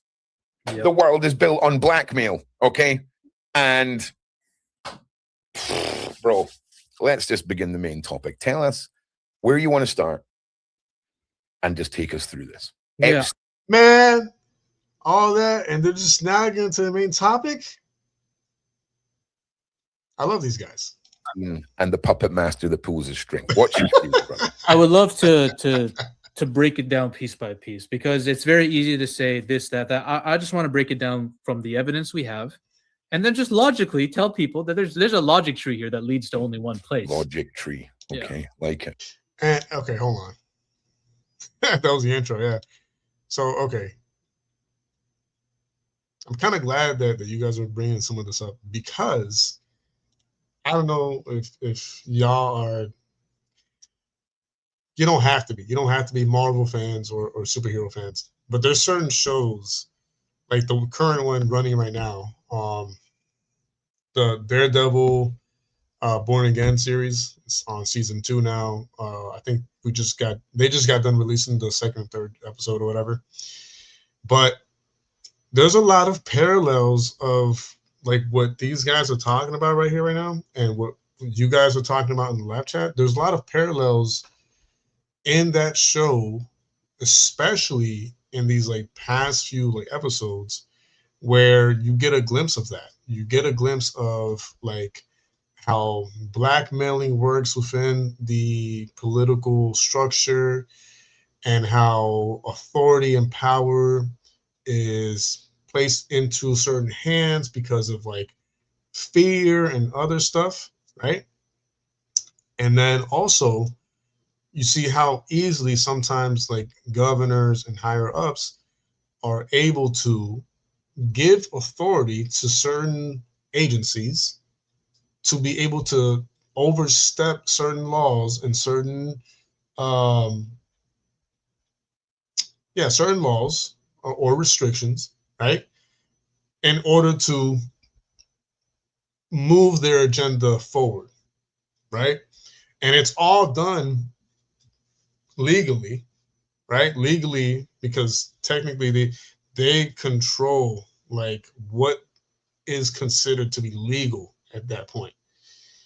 But yeah, if y'all haven't seen it, y'all should really look into that show, because it again, it's a lot of parallels to what we're all talking about.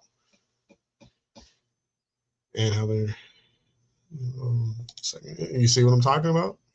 That's exactly what I mean. I got one. Now it's really done. See something. What? Are you kidding me, yo? Are you freaking kidding me? Bro. That's crazy. Well, hold on. All right. So, maybe normal and regular pew-pews are out of question right now, right? But there's nothing holding you back from getting paintball guns, some pepper ball guns. There's other ways around it, I hope. Yeah. And just a lot of other like not a cat here looking. No. I believe you. I'm just saying, like, there's like loopholes. There's like unofficial loopholes for that kind of thing. But martial law is no joke, and martial law is also happening in Daredevil Born Again. Yeah. Man, I'm mad, yo. I had to sell my crossbow like a month or two ago, and it was like brand new. Like I didn't even get to try it out, bro. It was like the smallest crossbow, so beautiful, green and black, and I had like 6 default arrows that I was gonna like test them out with, and now like I'm never gonna like be able to try it out. I might have to eventually buy it again. If I see it again, I'll buy it again. But that sucks, because I was really looking forward to testing that out. But I was in a tight spot and had to sell it. So, I mean,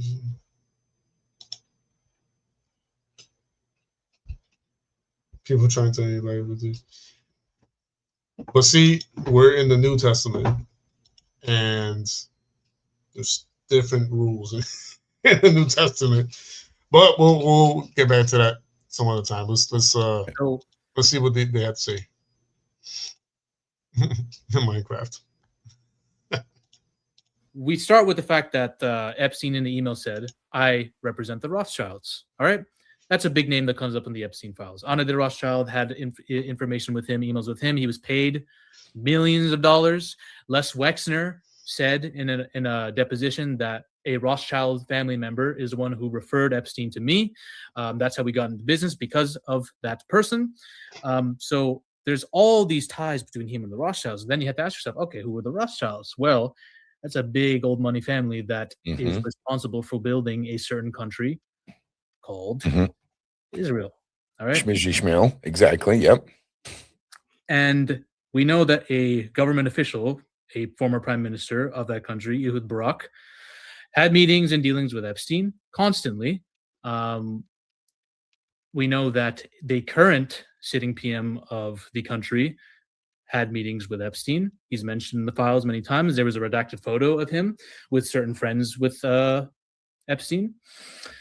And when it all comes down the line, we also know that there was certain FBI documents that said it's seeming a lot like Epstein is part of Mossad.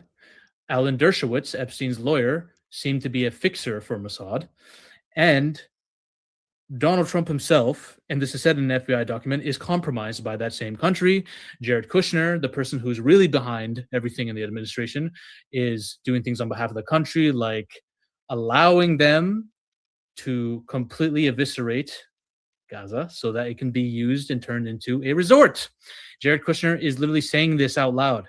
So it seems like all these people are related to this country. And funny fact about that conflict that's happening right now, the very controversial conflict, Ehud Barak and Bill Clinton, according to this Israeli, I saw this video of this interview with a high-ranking former Israeli intelligence person who said Ehud Barak and Bill Clinton, around the time that the files had been, gapped out, they were going to agree on a two-state deal. They were actually going to come to this.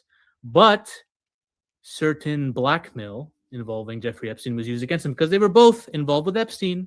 Bill Clinton has seen in many pictures with Epstein. God knows what he did. God knows what Ehud Barak did. And a right-wing party in Israel, whose leader is the current leader of the country, used, according to him, Epstein to stop them from making this deal by blackmailing both of them, and set a chain, a motion of events that lead us to where we are now. So in conclusion, Epstein probably worked for Russia, China, maybe one of these other countries, maybe Australia. Who knows? He probably worked for one of them. There's no way he could have worked for, the other country that seems to have the biggest, deepest lobby in the U.S. in terms of influencing policy and decision making. And not only that, they have every single billionaire supports that country. Every single one. The one who just bought the one who owns Paramount and just bought Warner Brothers is other related family member who owns Oracle and now bought TikTok, and has literally said that they were going to suppress anything that goes against the narrative of Kisrael, the country. Damn. So you've got Palantir, the CEO of Palantir, who also helps Israel with their weaponry and their programming and their technology, and all of this. For some reason, people can't see that everything leads to one place. All of them are supporting one single place. And we can get deeper into how that all works, why they might be supporting the place. What does this one country have on everybody besides the whole Epstein blackmail, which is a huge part of it? Why this one place? What do they have to get out of that? Even myself struggle with this question, but yeah. Yeah, it's interesting. And it's one of those topics, right, where a lot of people don't talk about that country because people are quick to turn around and use certain words and call you certain names, right? And it's a tactic that, when So I have a feeling I know who they're going to be talking about.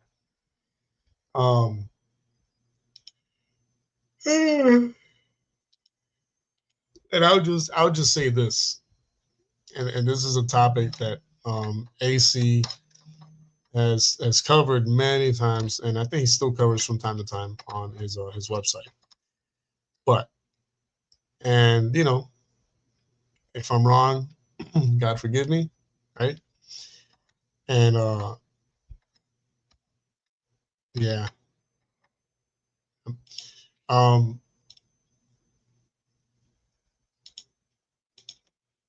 there's a place which he's gonna bring up probably in the next few seconds.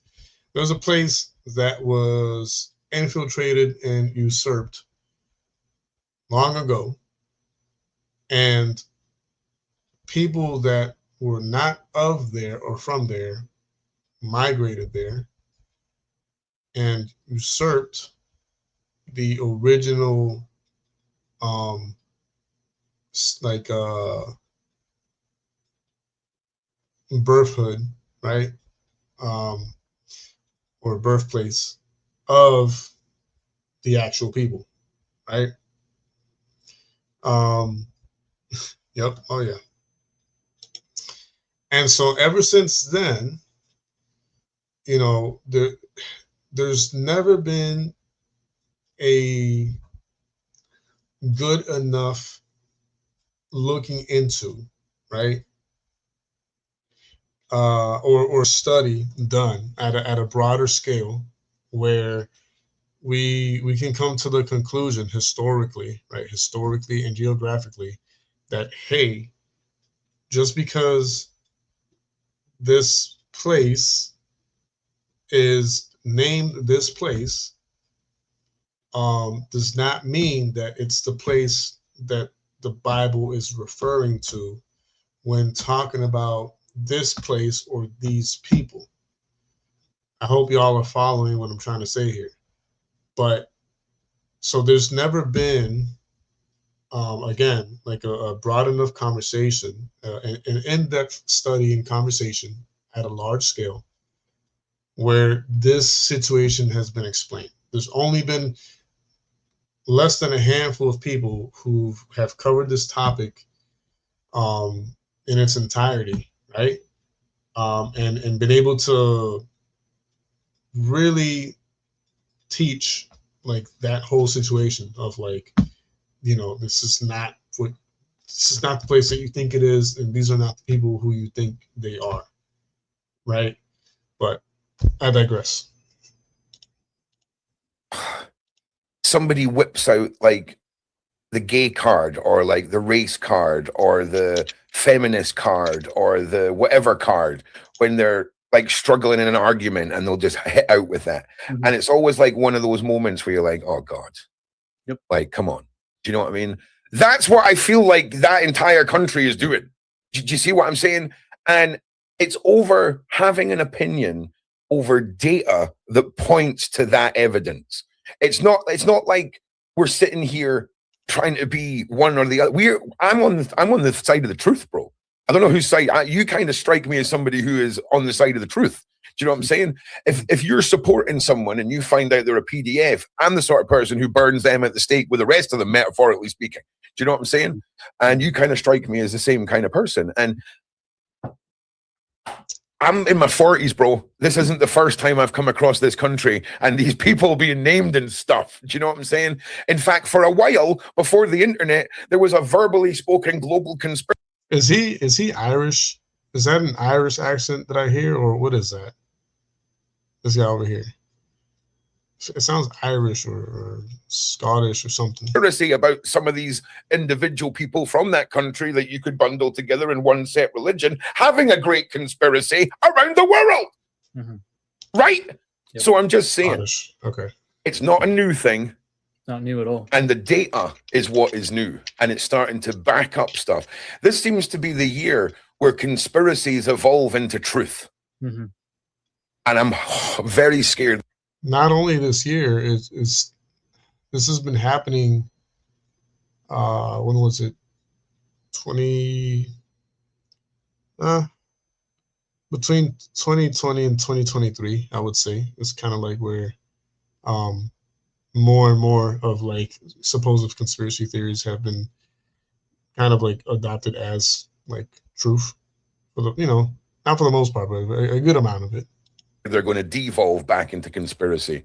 I really am. So anyway, carry on with what you're saying, because I think we're all on board here that there's a lot of conversations about Israel. There's a lot of individuals, especially when you look at Trump and the war, bro. How many moments has Trump had that Israel had been involved in where he's lost his cool on live television because of something he didn't know was going to happen?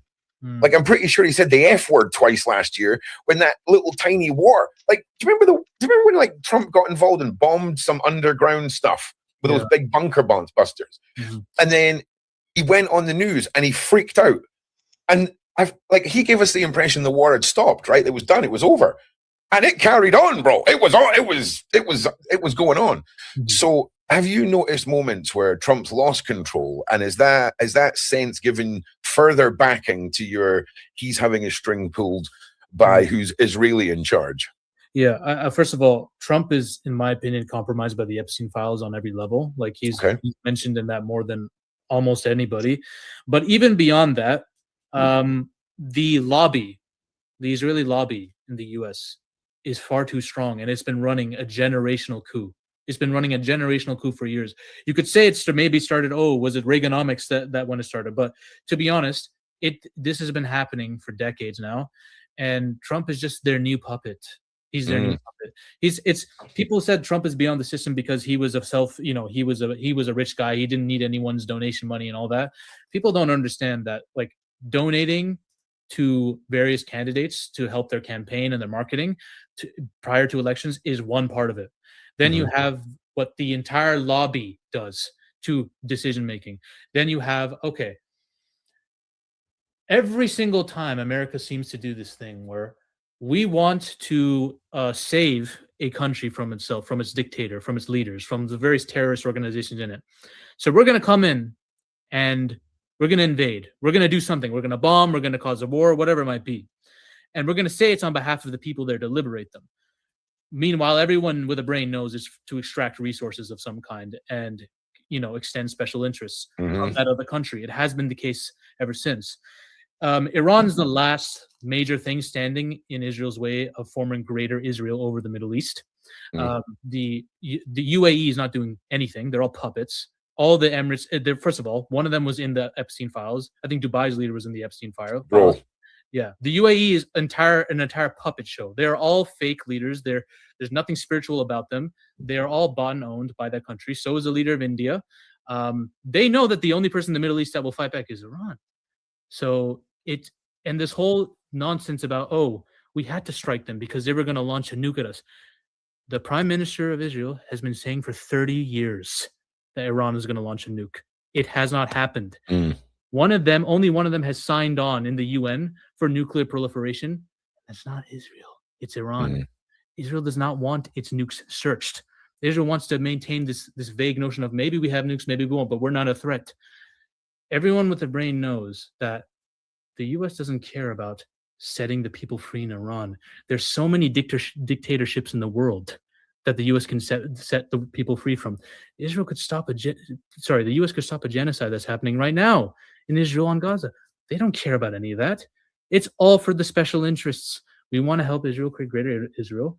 We want a lot of resources. We want oil, and we want the Strait of Hormuz, where all the oil trades and all the ships go through. We want that. So it's all strategic, and it's all on the behest of Israel.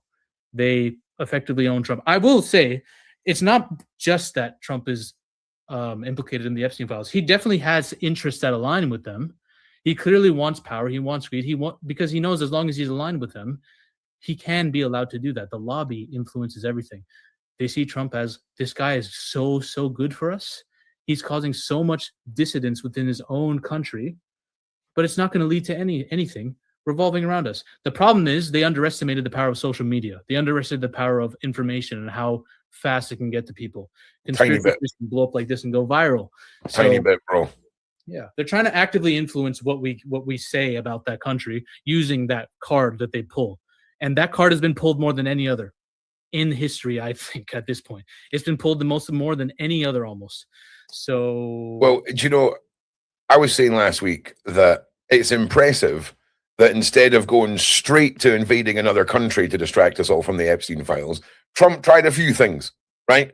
There was I forget the name of the country in South America they invaded with the super soldiers, the drones, and the decombobulator, right? Then there was invading Greenland, okay? They even whipped out the shoebox of alien evidence, Zaffy. Right, they whipped out the shoebox and started shaking it on the screen and going, "Forget about the PDFs, and we'll show you what's in the box." No one cared. For the first time, we all went, How about keep the aliens and just make one arrest? How about that? How about I can even give you a real easy name. Let's just go and have a chat with Woody Allen, right? And we just say to him, "Now, Woody, we want to give you a chance to explain what PDF party in Paris did you want tickets for?" And we'll just let him die in the silence. Do you see what I'm saying? Because I think That's wild. Zafster, right? That at this stage, if you're in the Epstein files and you're clearly using words like PDF file but spelt properly and calling yourself one of those, I think warrants a chit chat. That's all I'm saying. I don't know how you feel, but I feel like that would warrant a chit chat. What the hell is going on? We've had two nonsense arrests in the UK. We had the guy from the BBC and we've had Prince Andrew. And they're both getting done for abusing your position of power crimes. Now, they do come with up to a life sentence, right? I mean, there's serious charges. But we're talking about administrative charges, like insider trading and stuff like this, where there's no mention of horrible crimes against children, okay? And do you think we're going to see any progress in America? And if we do you think it's going to be the same way as they've gone around it in the UK, where they look for the lesser charges and leave out the global transportation ring? Yeah, exactly that. They will. First of all, I don't even think the U.S. will get to that stage by at this point. If the leadership changes and there's something institutionally that's just different about the administration on a fundamental level, then maybe. But I doubt it. I would say, worst case, it's like those small things that can get you on, that you can get. It's all going to be around how much money you can pay to get off. That's literally it's systems designed around these rich people anyway, so it won't matter at the end of the day. Plus, lawyers can easily say, first of all the evidence in the files is circumstantial and it's all hearsay. If someone called himself a PDF file, who's to say he wasn't joking? But they can use little technicalities like that, right? In my opinion, let's forget the arrests, forget like a full-on trial. It warrants a deposition. You met with this dude, you knew stuff he was doing, you used those words. That is enough to warrant at least a deposition. Get him on the public stage. Make the deposition public. If you're not going to get him to the trial, let's have a trial of public opinion. It seems fair. But it's very easy, and people have emailed me this. Zaffy, unfortunately, it's very easy for lawyers to actually get around a lot of these things. So even if these people are brought to trial, with the amount of money and influence they have on the outside and what they can do with their lawyers on a technical level, likely thing is they're probably not getting punished. Bro, if your entire country, right, if their gross GDP is like, what, 5-6 billion, and you're taking a guy to court who's got 70 billion in the bank, right? Like, what chance of justice is there really, right? Because these social media dudes, like, like if you've ever met somebody who has their own business, they're declaring stuff to the government, right? But sometimes a little something goes in the drawer. Trust me, right? Like, these people are, if you can buy a country with just the change down the back of your sofa, right? How is that a level playing field for a country bringing you justice? It's impossible. And some of the people behind Epstein are beyond your comprehension of wealth. It's crazy. What you said is the answer to it all. When people ask, why isn't there anything? Why aren't there no arrests? All that. You guys need to understand who we're dealing with. We're dealing with the elites. We're dealing with the people who own most of the wealth in the country. Yes. We're dealing with people who have offshore bank accounts. They own islands. These people can own human beings, for God's sakes, right? Yeah. This is not a level playing field. The legal system is tailor-made for these guys. It's crazy. Like, can you imagine being in a position, right, where you get a lawyer's letter saying we're going to take you to court? So you phone up the company and buy the company of the lawyers and then shut it down, right? Like that's what we're talking about here. And it wouldn't even affect your bottom line, bro. Right? It would be like 4 zeros down from the start of your money that would be affected. Like a number would go down by like 1. Do you know what I'm saying? That's crazy, man. It's crazy. And that again is something that is overlooked because people believe that it's the Diddies. They believe that it's the surface level, what I refer to as the peasant level criminal in this elite ladder. If we can see them, they are bottom ladders. They are way down, way down. Yeah. And it's interesting, Zafi, because Epstein, Mark Giuffre, and Diddy, all individuals with a clear global RICO chase charge to be slapped on them. But it's okay if they're perverts, Zafi. Okay? It's okay for you to go to jail if you're a Hollywood pervert, but we're not even going to bring to the table the comprehension of a global group or a syndicate or a cartel of elites or Hollywood elites and cartels. They shy away from it, bro, in America. Those 3 cases are complete evidence to all of that. When somebody like Epstein supersedes the standard mandatory sentencing for R-ing an underage girl and transporting her, we've got to ask questions, bro. We've got to. And what else do you feel is maybe not overlooked, but is what people are missing about your point here, about the country in charge, about the realities of the blackmailing and the grasp around the world? Because it's something that I imagine is also on your list of things that people are missing or understanding the true magnitude of, right? Yeah. When people say, "Oh, it's a group of Satan worshipers at the top," they're Baal worshipers and all that. I need people to understand that even that is a simplistic way of viewing what's actually going on. Yes. In my opinion, this wasn't simply about Baal worship or anything like that. Jeffrey Epstein had so much power, had so many connections. He was backed by Mossad. You have to ask yourself how he made his money in the first place. It doesn't even make sense if you trace it all back. He was clearly given everything he had, and he was planted. When you get to a certain level of power and influence, what happens is you stop seeing people as people. You see them as little buttons that you can push. Yep. So why not do this to a child? Why not do this random sacrifice? Why not take pieces of the Kaaba and use it for black magic or some weird stuff? Why not do designer baby experiments and the super soldier experiments at this ranch in Mexico? Mm-hmm. Why not do this with people? Why not create a chessboard and design it like my servants and my workers? Why not have a trap door in the middle of the ocean? It's just all this is like button pushing by people who have lost their humanity. They don't see people as people. They see them as little toys to use. Bro, you nailed it. But I don't think they lost their humanity.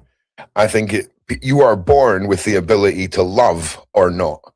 And I think people who are psychopaths, like most of these people are, people want to say it's demonic. People want to, sure, right?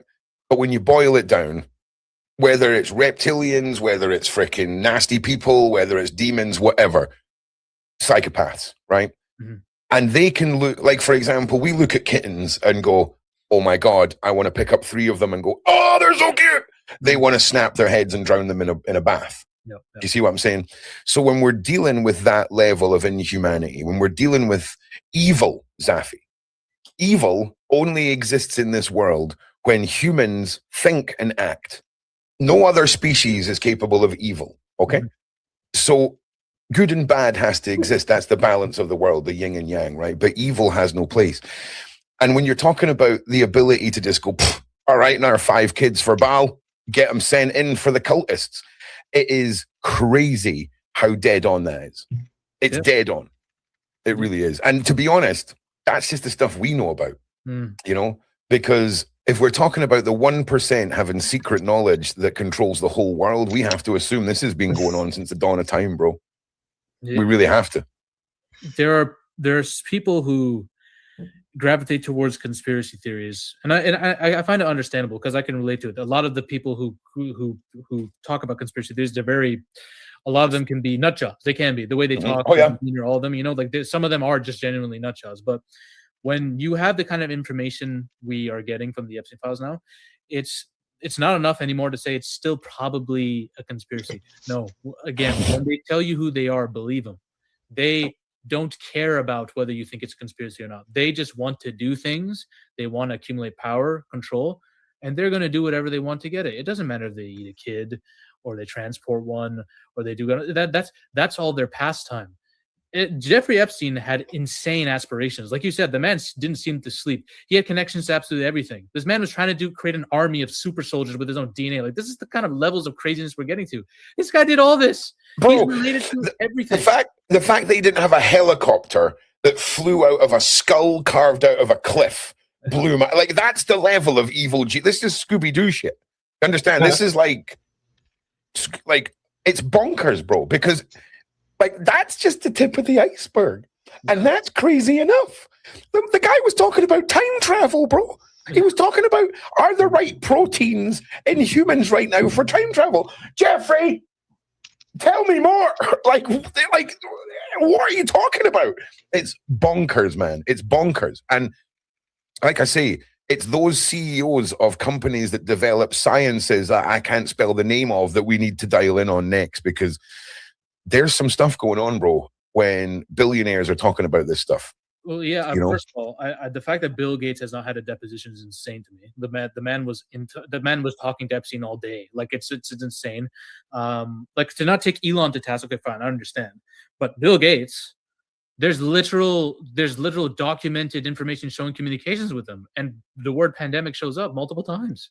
He asked Epstein for medication for like a sexually transmitted disease or whatnot, like with the hooker. Like, how are you have to be taken to charge for this? You knew stuff was going down, and he was a convicted offender when you were talking to him. That's the most suspect part of it. You didn't care. That wasn't. What does that say about you that you would hang out with someone? Not just hang out, not just okay. It was a business deal for $4 billion. Oh no, you wanted to come and party. You wanted to come and party. And I'm not saying a business deal would be forgiven, but you could see the allure of money by somebody who could put aside a man like that for greed. Whereas this was just party boy mindset, bro. That was the vibe I got. You know what I'm saying? No, I want to make it clear for the audience here. Epstein was a convicted offender when Elon Musk emailed him saying, when's the wildest party on your island? I don't want a normal time on island. I want to get wild. Wow. Right? Epstein was an offender when this was sent. Elon knew. Everyone knew. Not just an offender, right? A child sex offender, the worst kind of offender, bro. Do you know what I'm saying? They didn't care. Elon was no, they didn't. Party it up. These people are sick human beings, degenerates. They need something. Listen. I could rant about what I would want to happen, but me too, bro. Me too. We could sit around the campfire and smash beers for many hours, just going, no, but listen. It would be a lot of that, man, because the occult side and the SRA and the abuse of children, the trafficking, easy to understand, okay? And again, it's horrible. None of the survivors have even been taken seriously in this Trump administration. They were all, do you remember when they were like, if there's any survivors, can you stand up? And all those women stood up. And like, Pam couldn't even look at them. Bro, it was just, it was so sad. Because they're... Yeah, the same thing with the McMartin case where, all those victims were talking out and were, talking about their experience and what they were put through and giving their testimonies, weren't taken seriously. Like, it's crazy. It really is baffling. Like, that's when things are controlled at the highest level. Like, when you have people that don't know each other, but had extremely similar situations and comparable experiences, and for whatever reason is like thrown out into the mist to never be seen again and never be heard of again. Really is terrifying, and that's why a lot of victims don't even care to go to the police anymore. Because they have this strong feeling and strong sense of like nothing's gonna happen, and they wouldn't be completely wrong. I I knew someone who told me about something that they went through and how they went to the police, showed the marks, showed the evidence, showed the proof of, you know, the attack and the abuse and everything, and they didn't take her seriously. They shrugged it off and just was like, you know, it's not enough proof. It's crazy. It is crazy. They're right there, Pam. Ask them now. They're right there, bro. They're there. Mm-hmm. And I honestly, it's, you know, when people say to you, you can tell a lot about a person by like how they treat their mother or the elderly or animals and stuff like this. Like, it's very telling when you have the leader of the Department of Justice denying the testimonies of the most credible and the most backed survivors of all of this. What does that say for the next victim? What does that say for the future of America when it's staring us in the face how the most vulnerable are treated, Zafi?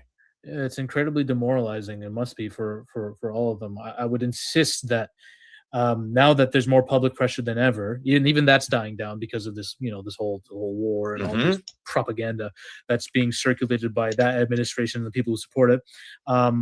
It's also, I think one of the worst things is I can actively see people posting fake manufactured outrage about random other BS topics to get away with this. So that's another thing for victims. You have to be surrounded by all this schlop online that's distracting from the fact that you were a victim of this terrible regime. Do you remember the energy the internet had when they went after Andrew Tate? Yeah. Do you remember global news, bro? Handcuffed on the front of every newspaper. He was accused. There wasn't files. Where's the Andrew Tate energy for the Epstein files? Right? Where's the Andrew Tate energy for the Epstein files, mate? Where is it? Because we had a theory brought up about intentionally being a dumbass in power over decades to condition the public that, oh, well, they're not going to deal with it because they're dumbasses. When in actual fact, they're actually smart asses who've conditioned us to believe they're dumbasses so that we passively get over things not being dealt with. Does that make sense? Yeah. I mean, it's stuff. It's interesting. Stuff like Diddy. All these things where it's an easy gotcha, you know, like Andrew Tate, you know, he said so much crazy stuff that people were like, okay, this is an easy person that we can have. All right, him and Diddy and all these other people, even they use Michael Jackson. You know why? Because Michael Jackson's dead and he can't defend himself, and he has all these allegations against him already. They can. Is he though? Is he really? I don't even know. I don't even know anymore. Throw all the people under the bus that is appropriate because, okay, well, it's already too late for them. Good. So we're going to put everything on that. But when we know that there's some weird stuff happening about these other people that we don't want anyone to know about, we're going to, like you said, pretend like we're idiots and not know what's happening. It's just about public relations and PR, right? Andrew Tate's got terrible PR about him. He's admitted to all this crazy stuff that he's done. He had a deleted video in which he admitted to these kind of crimes. Okay, cool. We know this is cool. This is a cool thing to go after. But there's currently a freaking genocide happening. We're not going to go after any of that because we're going to be called certain things. There's a couple, actually. There's a couple. There was one in Africa involving hundreds, like tens of thousands of Christians that just no one talked about. I'm not going to mention it. You know, let's not talk about it. You know, it doesn't fit a narrative that some extreme barbaric versions of religion that really don't have a place in a modern world seem to be spreading, allegedly. And there's some stuff happening. Okay? There's some stuff happening, Zafi. That's all I'm saying. Yeah, it's kind of insane. It's kind of insane how we're expected to go along with the official narratives at all times. It's they expect us to. They don't care about anything anymore. They just expect us to, and they're not. In my opinion, I don't even think that certain country that we named that we know was behind Epstein. I don't even think they really truly. They know that they can do whatever they want now. They absolutely know it. They know they're going to take over the Middle East, and we're not going to do a damn thing to stop them. The people will not revolt.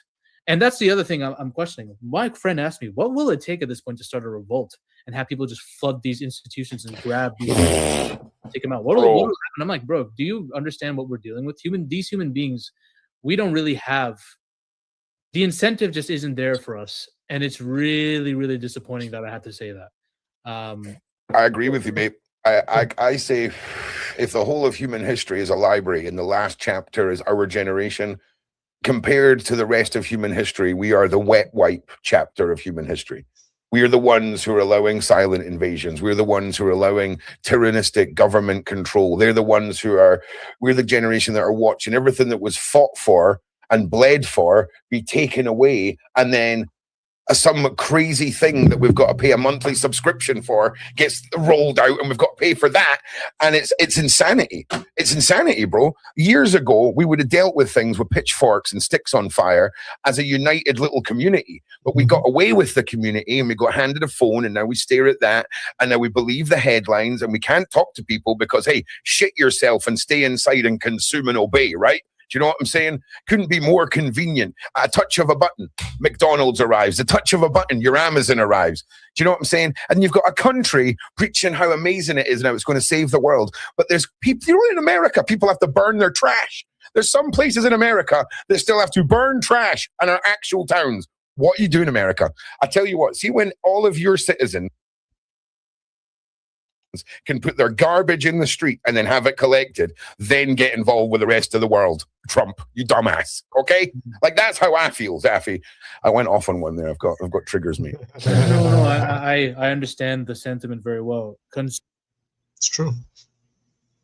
That last, I mean, all of it's been true, but that last portion, sad but true. Sad but true. The incentive, sadly, is not there for the majority to rise up together unanimously and do what we got to do.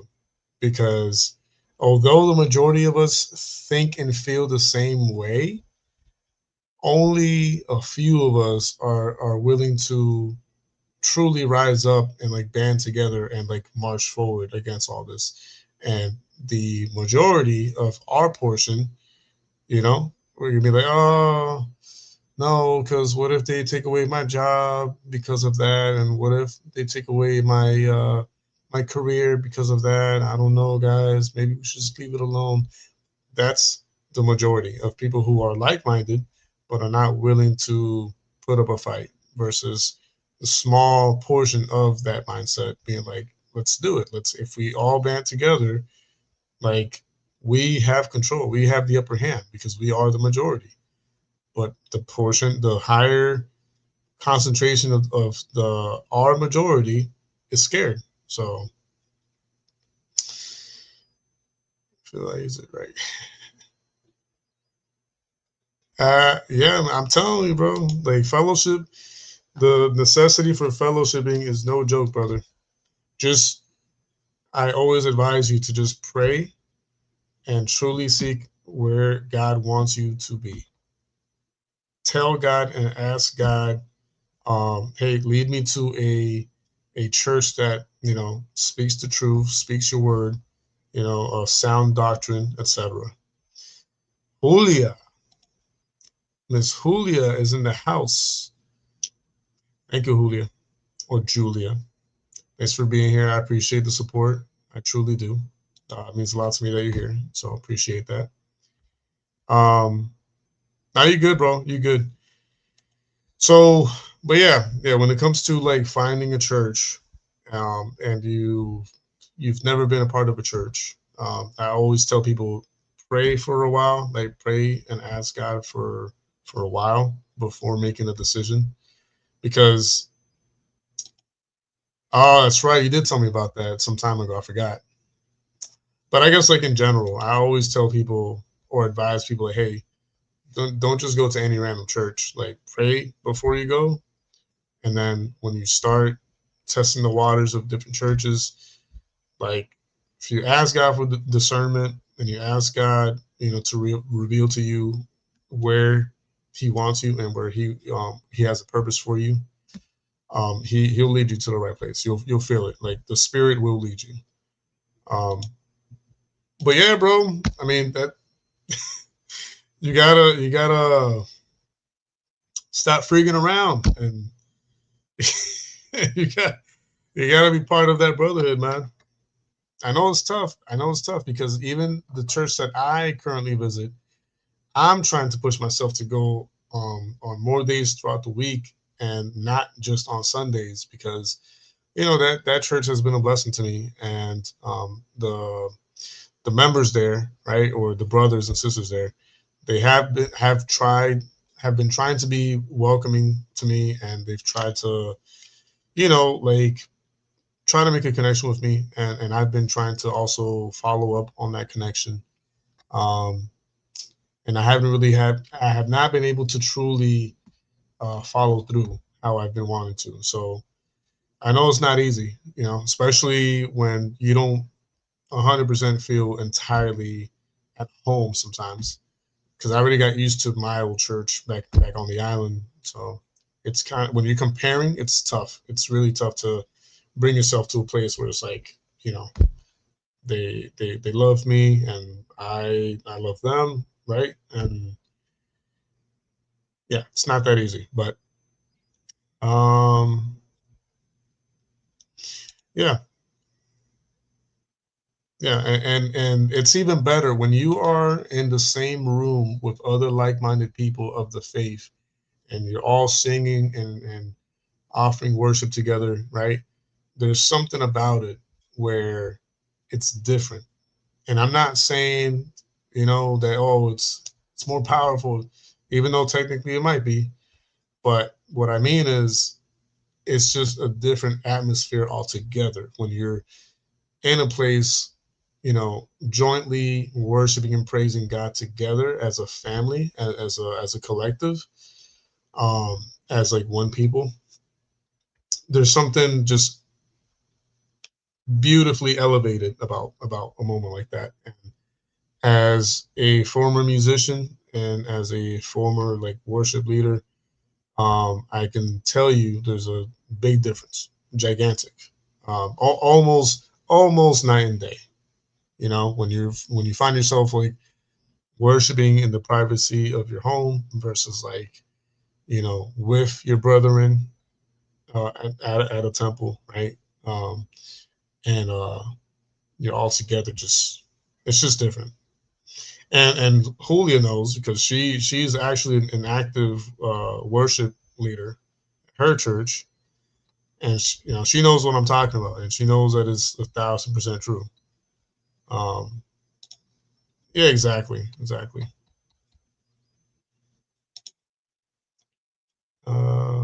Relation make it official. So yeah, don't trust man, right? Because God tells us not to trust man. Like trust God and just filter people through God. That's best best advice I can give you about that. Yeah, that's why you have to scrutinize and you have to filter everything and everyone through the scripture, right? You through God Himself and ask for discernment. That's like, man, here we go again. Not to sound like a broken record, but discernment. Like discernment will save your life. This discernment will keep you out of trouble that could be easily uh, you can easily brush with, without it. Like, but back to the Q channel, by the way. Wait, what do you mean? You talking about your boy JDQ, or I think that's what you meant. But don't go, man. You gotta try to get back to the Vision IBU TV channel. 'Cause your boy JDQ, that's, I mean, rest in peace sometimes. um, okay, yeah. So here, let me guide you back to our way, I guess. Um, yeah, yeah, definitely. Also, it's always good to ask around too. Um, you want to judge churches? I mean, we're called to righteously judge, right? That's where a lot of people get it wrong. The Bible doesn't say do not judge or lest be judged. It says, yes. It also says judge righteously, right? Um, this one, Astro, the Vision IView TV channel. It's the main one that I've been trying to revive and move forward with. The old channel, your boy JDQ, I'll like from time to time, like today, I'll use it because I think these topics, like I said at the beginning of the video of the stream, these topics are so unifying that it shouldn't matter, whether or not that channel is for the purpose that it was for or not. So I'm glad you asked that question. Oh, snap. Oh, man. Look who it is. Look who it is. That's us. Look who it is. It's Producer Jay. Yeah, so I agree with you, Astro. So the reason I have it laid out the way I do, right, is it's supposed to mean to be careful what you listen to and what you watch, right? That I know, and I've gotten this way at the beginning of the channel, and people are like, oh, the symbolism and all that, which is true, but it's kind of like it's a dual thing. The same way a call has the symbolism in his logo, and he's mocking it, right? Because he's got the pyramid in the eye, but the eye is like crying, right, and on fire. It's like similar to our channel, where in a way it's that type of like mockery, but also it's like a two-edged sword. At the same time, it just means to be careful what you listen to and what you watch. So be careful what you listen to and consume and what you watch and consume, right? Protect your eyes and your ears from what you consume. I want to someone to see what they're saying. I'm Joyce. I'm sorry. Hey, I mean, if that's your journey, I respect it and I understand, because you can't be true. You can't be too what's the word, man? You can't be too safe nowadays, and I get that. I get it. That's good. I mean, I 1,000% agree with that. If that's something that you feel in your heart and your spirit to do, then definitely do it. I feel like in a way the spirit might be leading you to do it that way. Correct. Correct. You got to protect what you allow to enter into your mind. Correct. Just want to see what they say. Background of the world is by all evil. Pyramid is white because economic deception will lead people into thinking it that way. In the red. Huh. It's funny. I was going to ask you about your symbolism earlier, but I got sidetracked. Correct. Eyes are the lamps of. Well, isn't it the windows? I forget, man. The eyes, not the windows of the soul, but also through the eye you can see light, so it also functions as a lamp. Yeah. Do not enter symbols for refusal, acknowledgement that permanent powers actually. Oh, okay. Okay, do not enter symbol is for refusal of acknowledgement that the pyramid of power is actually good in any. Okay, gotcha.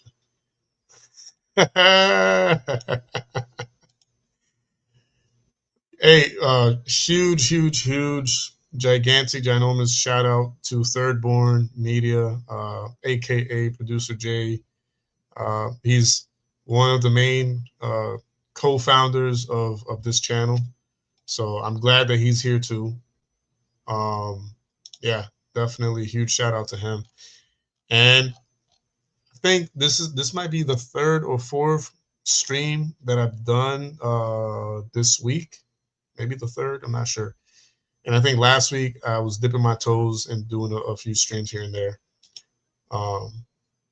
So, you know, moving forward, I am trying to do this more consistently, like back when we were active on here. So, Jay, you know, if and whenever you do have free time, just let me know in advance, and you know, I'll send you the link to get on here and have those good old conversations that we used to have. So, um, uh, I appreciate that, Astro. That's actually pretty cool. I feel blessed and honored to be the first one that you've explained it to. That's huge props and respect, and you know, I appreciate that. That means a lot. Um, yeah,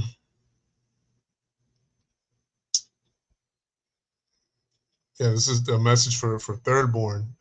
He's saying that he was a lost sheep, but he allowed himself to be found by by Jesus Christ, and he is now part of our herd. Well, yes, part of. I know it sounds wrong, but you know what I'm trying to say. um, Amen. We receive it. Thank you for being here. I really genuinely do appreciate the support and, you know, the love. The fact that you were here for as long as you were. I am nothing but grateful and thankful for that. At the most genuine level. So thank you a trillion times over for being here. Yeah, man. Yeah. Feel free to always. Like I said, I'm gonna try to, because it's been forever since I've been actually consistent to be on here on a daily basis. Usually, I would do short videos throughout the week and have like one or two live stream days. But I guess for now, I'll try to get on here mostly on lives and just, you know, do shorter videos a little less or a lot less. Yeah, it really is. It really is. I mean, it didn't take too much effort because it's easier to smile versus harder to frown. Exactly. Yeah. Hate takes effort. And I'm not gonna lie, I'm kind of sort of glad that I did use the your boy JDQ channel as a supplemental streaming, you know, boost, if you will, to because, you know, like some of the people that passed by came in through there and were, you know, they were pretty wholesome. They're pretty nice. I don't think we had any trolls, at least not the bad kind. So, you know, it was okay. I think I'll try to kind of like keep using the your boy channel as a supplemental booster for the views. So, anyways, what time is it? It's gonna be 10. Yeah, I'm gonna be here for a few more minutes. But I think like around 10ish, I'll call it a night. Um, and keep things going tomorrow because yeah. But yeah, I mean overall, uh, tonight's stream was packed with information. It was packed with a lot of great topics per usual, and I'm just grateful and thankful for everybody who was here. Whether it be for a second, whether it be for the entirety of the show, I'm grateful regardless.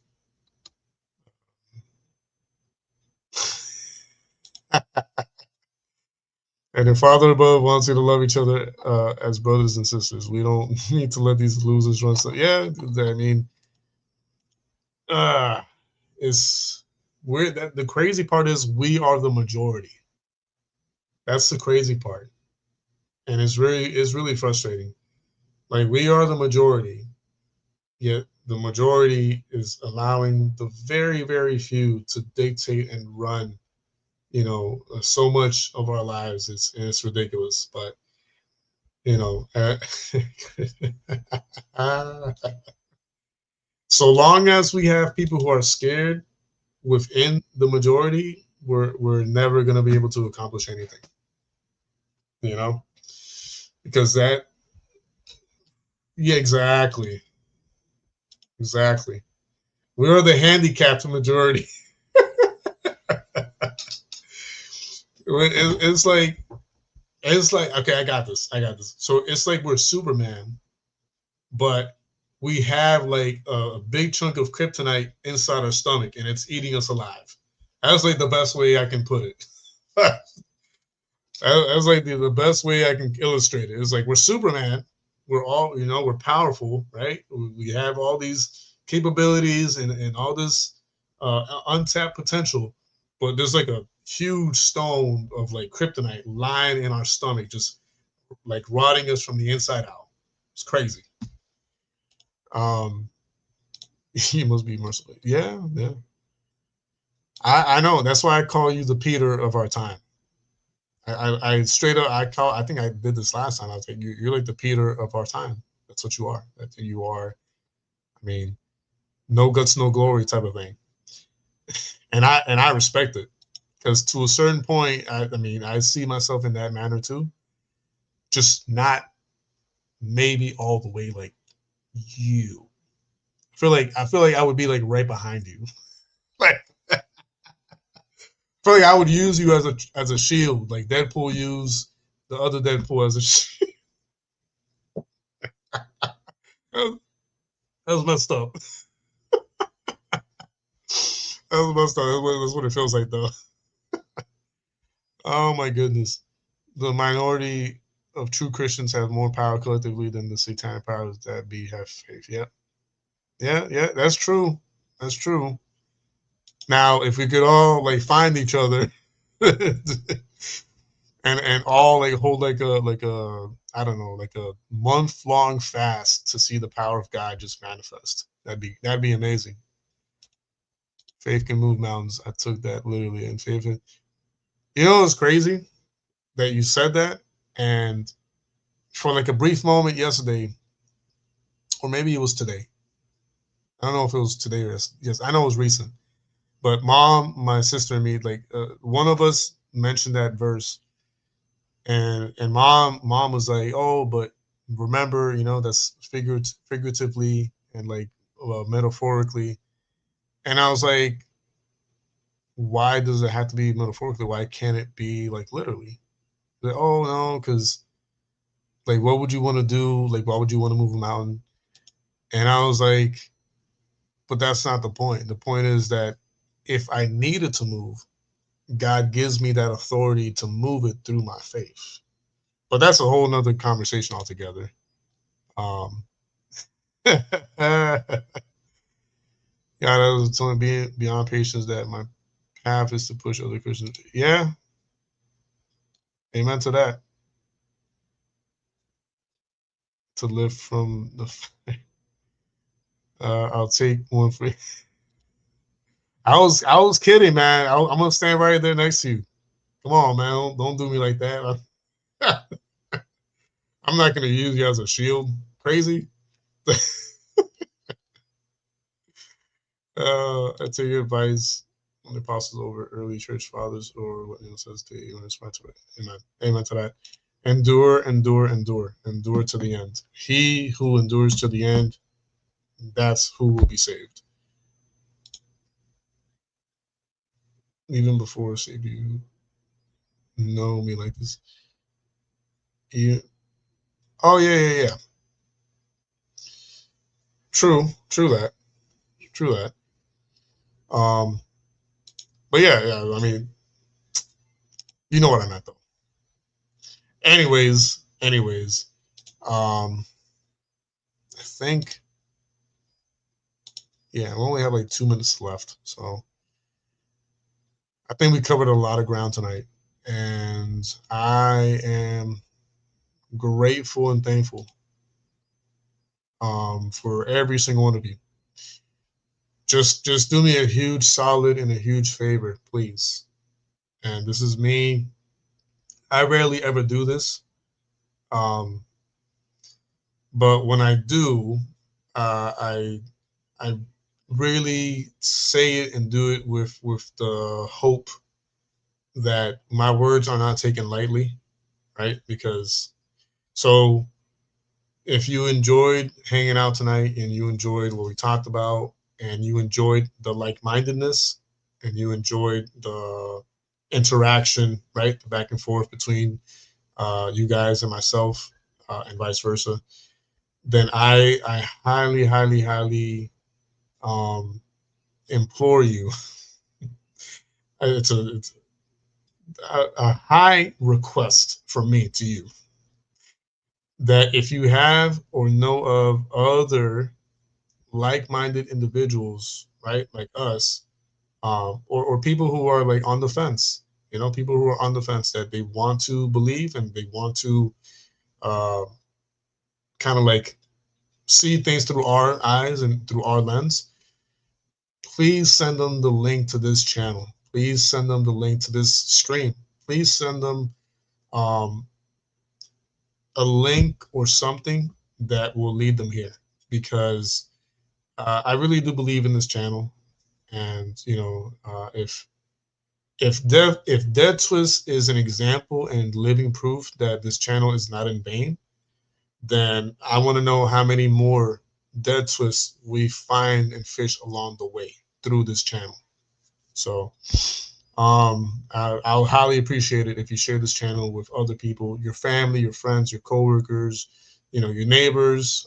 Just please share it forward. It'll mean not just a lot to me, but it'll mean a lot to the movement as a whole in general. Good conversation, my brother. We will connect. Gotta sit down, but amen, amen, bro, amen, amen. And thanks for stopping by. It really means a lot to me. I was tearing up earlier, but I'm glad you missed that. So, if I can be saved, exactly. That's exactly my point. If Dead Twist has been saved, that alone should yeah. And we as a channel, as a community in this channel, back when we were like super active, I remember like um, Emily, Kiko, I think maybe at some point producer Jay, and a few other of us, including myself, obviously, were like, man, could you imagine what God would be able to do through someone like Dead Twist if he actually crossed over and like made the leap of faith and actually gave his life to Christ? Like, and again, you like seeing you as an example of the fruit of our labor on here. It was a huge wake up call to me and a reminder that this is not in vain. This channel and what we do on here is not in vain. So, yeah, Boston, yeah, yes, correct, and we all have our struggles, and we all have our battles, and we all have personal demons that we have to deal with on a daily basis.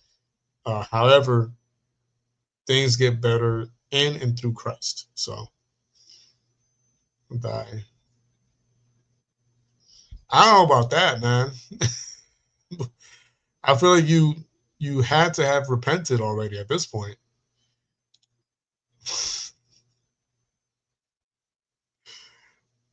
Okay, one response. It's been doing weird things. Yeah. Wait, what do you mean wrong response? Like to what I said, or I'm confused. I am confusion.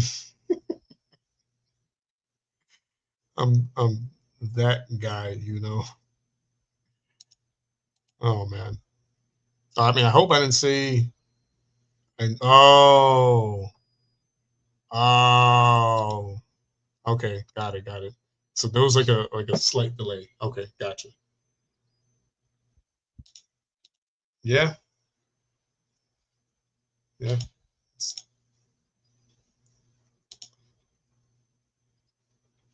To then have everyone not believe you when it comes to geopolitics, and in a lot of other areas too. But here we are. anyways, I am gonna start wrapping things up though.